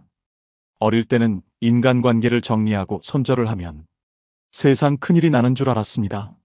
그런데 나이가 들수록 내 곁에 나와 잘 맞고 대화가 잘 되는 사람이 있다는 게 감사하다는 생각이 듭니다. 안 맞는 사람들은 하루라도 빨리 끊어내는 것이 내 인생을 윤택하게 만드는 길임을 깨닫습니다. 상처를 받을 것인지 말 것인지, 또 상처를 키울 것인지 말 것인지도 내가 결정합니다. 그 사람의 행동은 어쩔 수 없지만 반응은 언제나 내 몫입니다. 진정한 인연이라면 최선을 다해서 좋은 인연을 맺도록 노력하고 스쳐가는 인연이라 생각되면 무심코 지나쳐버려야 합니다. 그것을 구분하지 못하고 만나는 모든 사람들과 헤프게 인연을 맺어놓으면 쓸만한 인연을 만나지 못하는 대신에 어설픈 인연만 만나게 되어 그들에 의해 삶이 침해되는 고통을 받아야 합니다. 사람의 타고난 성격은 좀처럼 변하지 않으므로 고쳐 쓰기보다는 인연을 바꾸어 쓰는 것이 옳습니다.